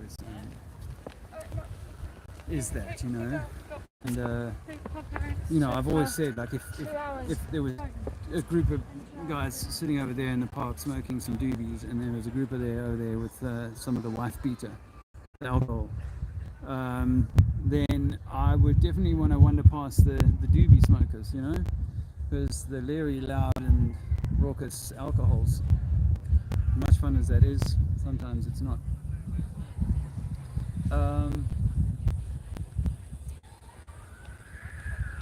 I mean, I think I think taking ingested orally cannabis can be quite a strong thing. It's like oftentimes people go, "Oh, I tried weed. I had a bit to drink, and I thought I'd go." Well, that's stupid, right? Because you had the Dutch courage to try it then, but mixing weed and alcohol, not good. Some people go, "Oh, I smoke weed and do drink." Yeah, but you've had practice at that. And it's the same as like youngsters about to have their first beer, and you go, don't bother with a beer, have a bottle of vodka. How sick are they going to be, right? But in 5 years' time, if they keep practicing, they can do a whole bottle of vodka and wake up bright and breezy. So the same is true with cannabis, in that it does take your body a while. And I think something that people forget. Something that people forget is that back in the 1980s, they discovered the endocannabinoid system. A matter of actual science. It's not. They've proven now with the cannabis industry, medicine industry, that there are receptors in certain parts of the body that are prone to receive a particular part of the cannabinoid. There's some 500, 600 different cannabinoids in the plant itself. So that's what has been proven, and I believe this, that if your body has been denied of important nutrient or nutrient things, in this case cannabinoids, then how are you expecting to kind of go for a full dose and your body not to kind of react and go, oh, that's suddenly that's a lot to take on. It's like anything else. If you started a thing, you'd be like, look, you're not going to run the marathon on day one, you're going to run 1 mile. And then in a week's time, it'll be 5 miles, 3 miles. That's how you build up in these things. But people get all like, heroic and want to go the full thing, and then they get frightened, and then they never continue. So hi hippie, there's my Patreon, thanks for that hippie. If anyone wants to get us a coffee, I'd really appreciate that.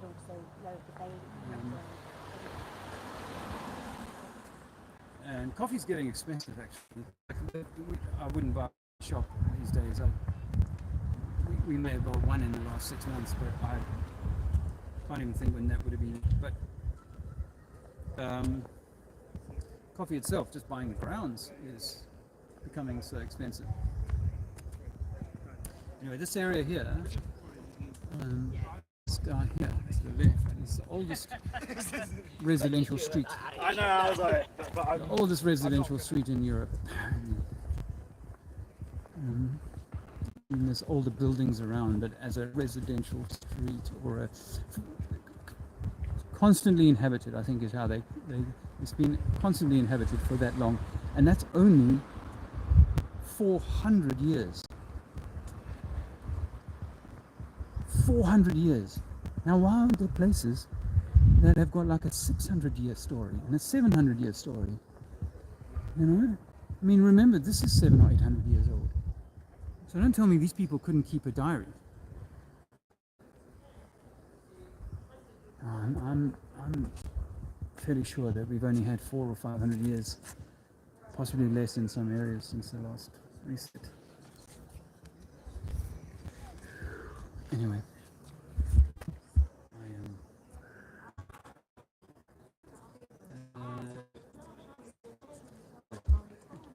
people talk about free shopping. That's cool. Well, I'll let you go, and we'll talk again very soon. But it's through here I'll use the signal, so there's no point in me carrying you through there. I wish you well, and thank you for the support. Thank you for the thumbs up, and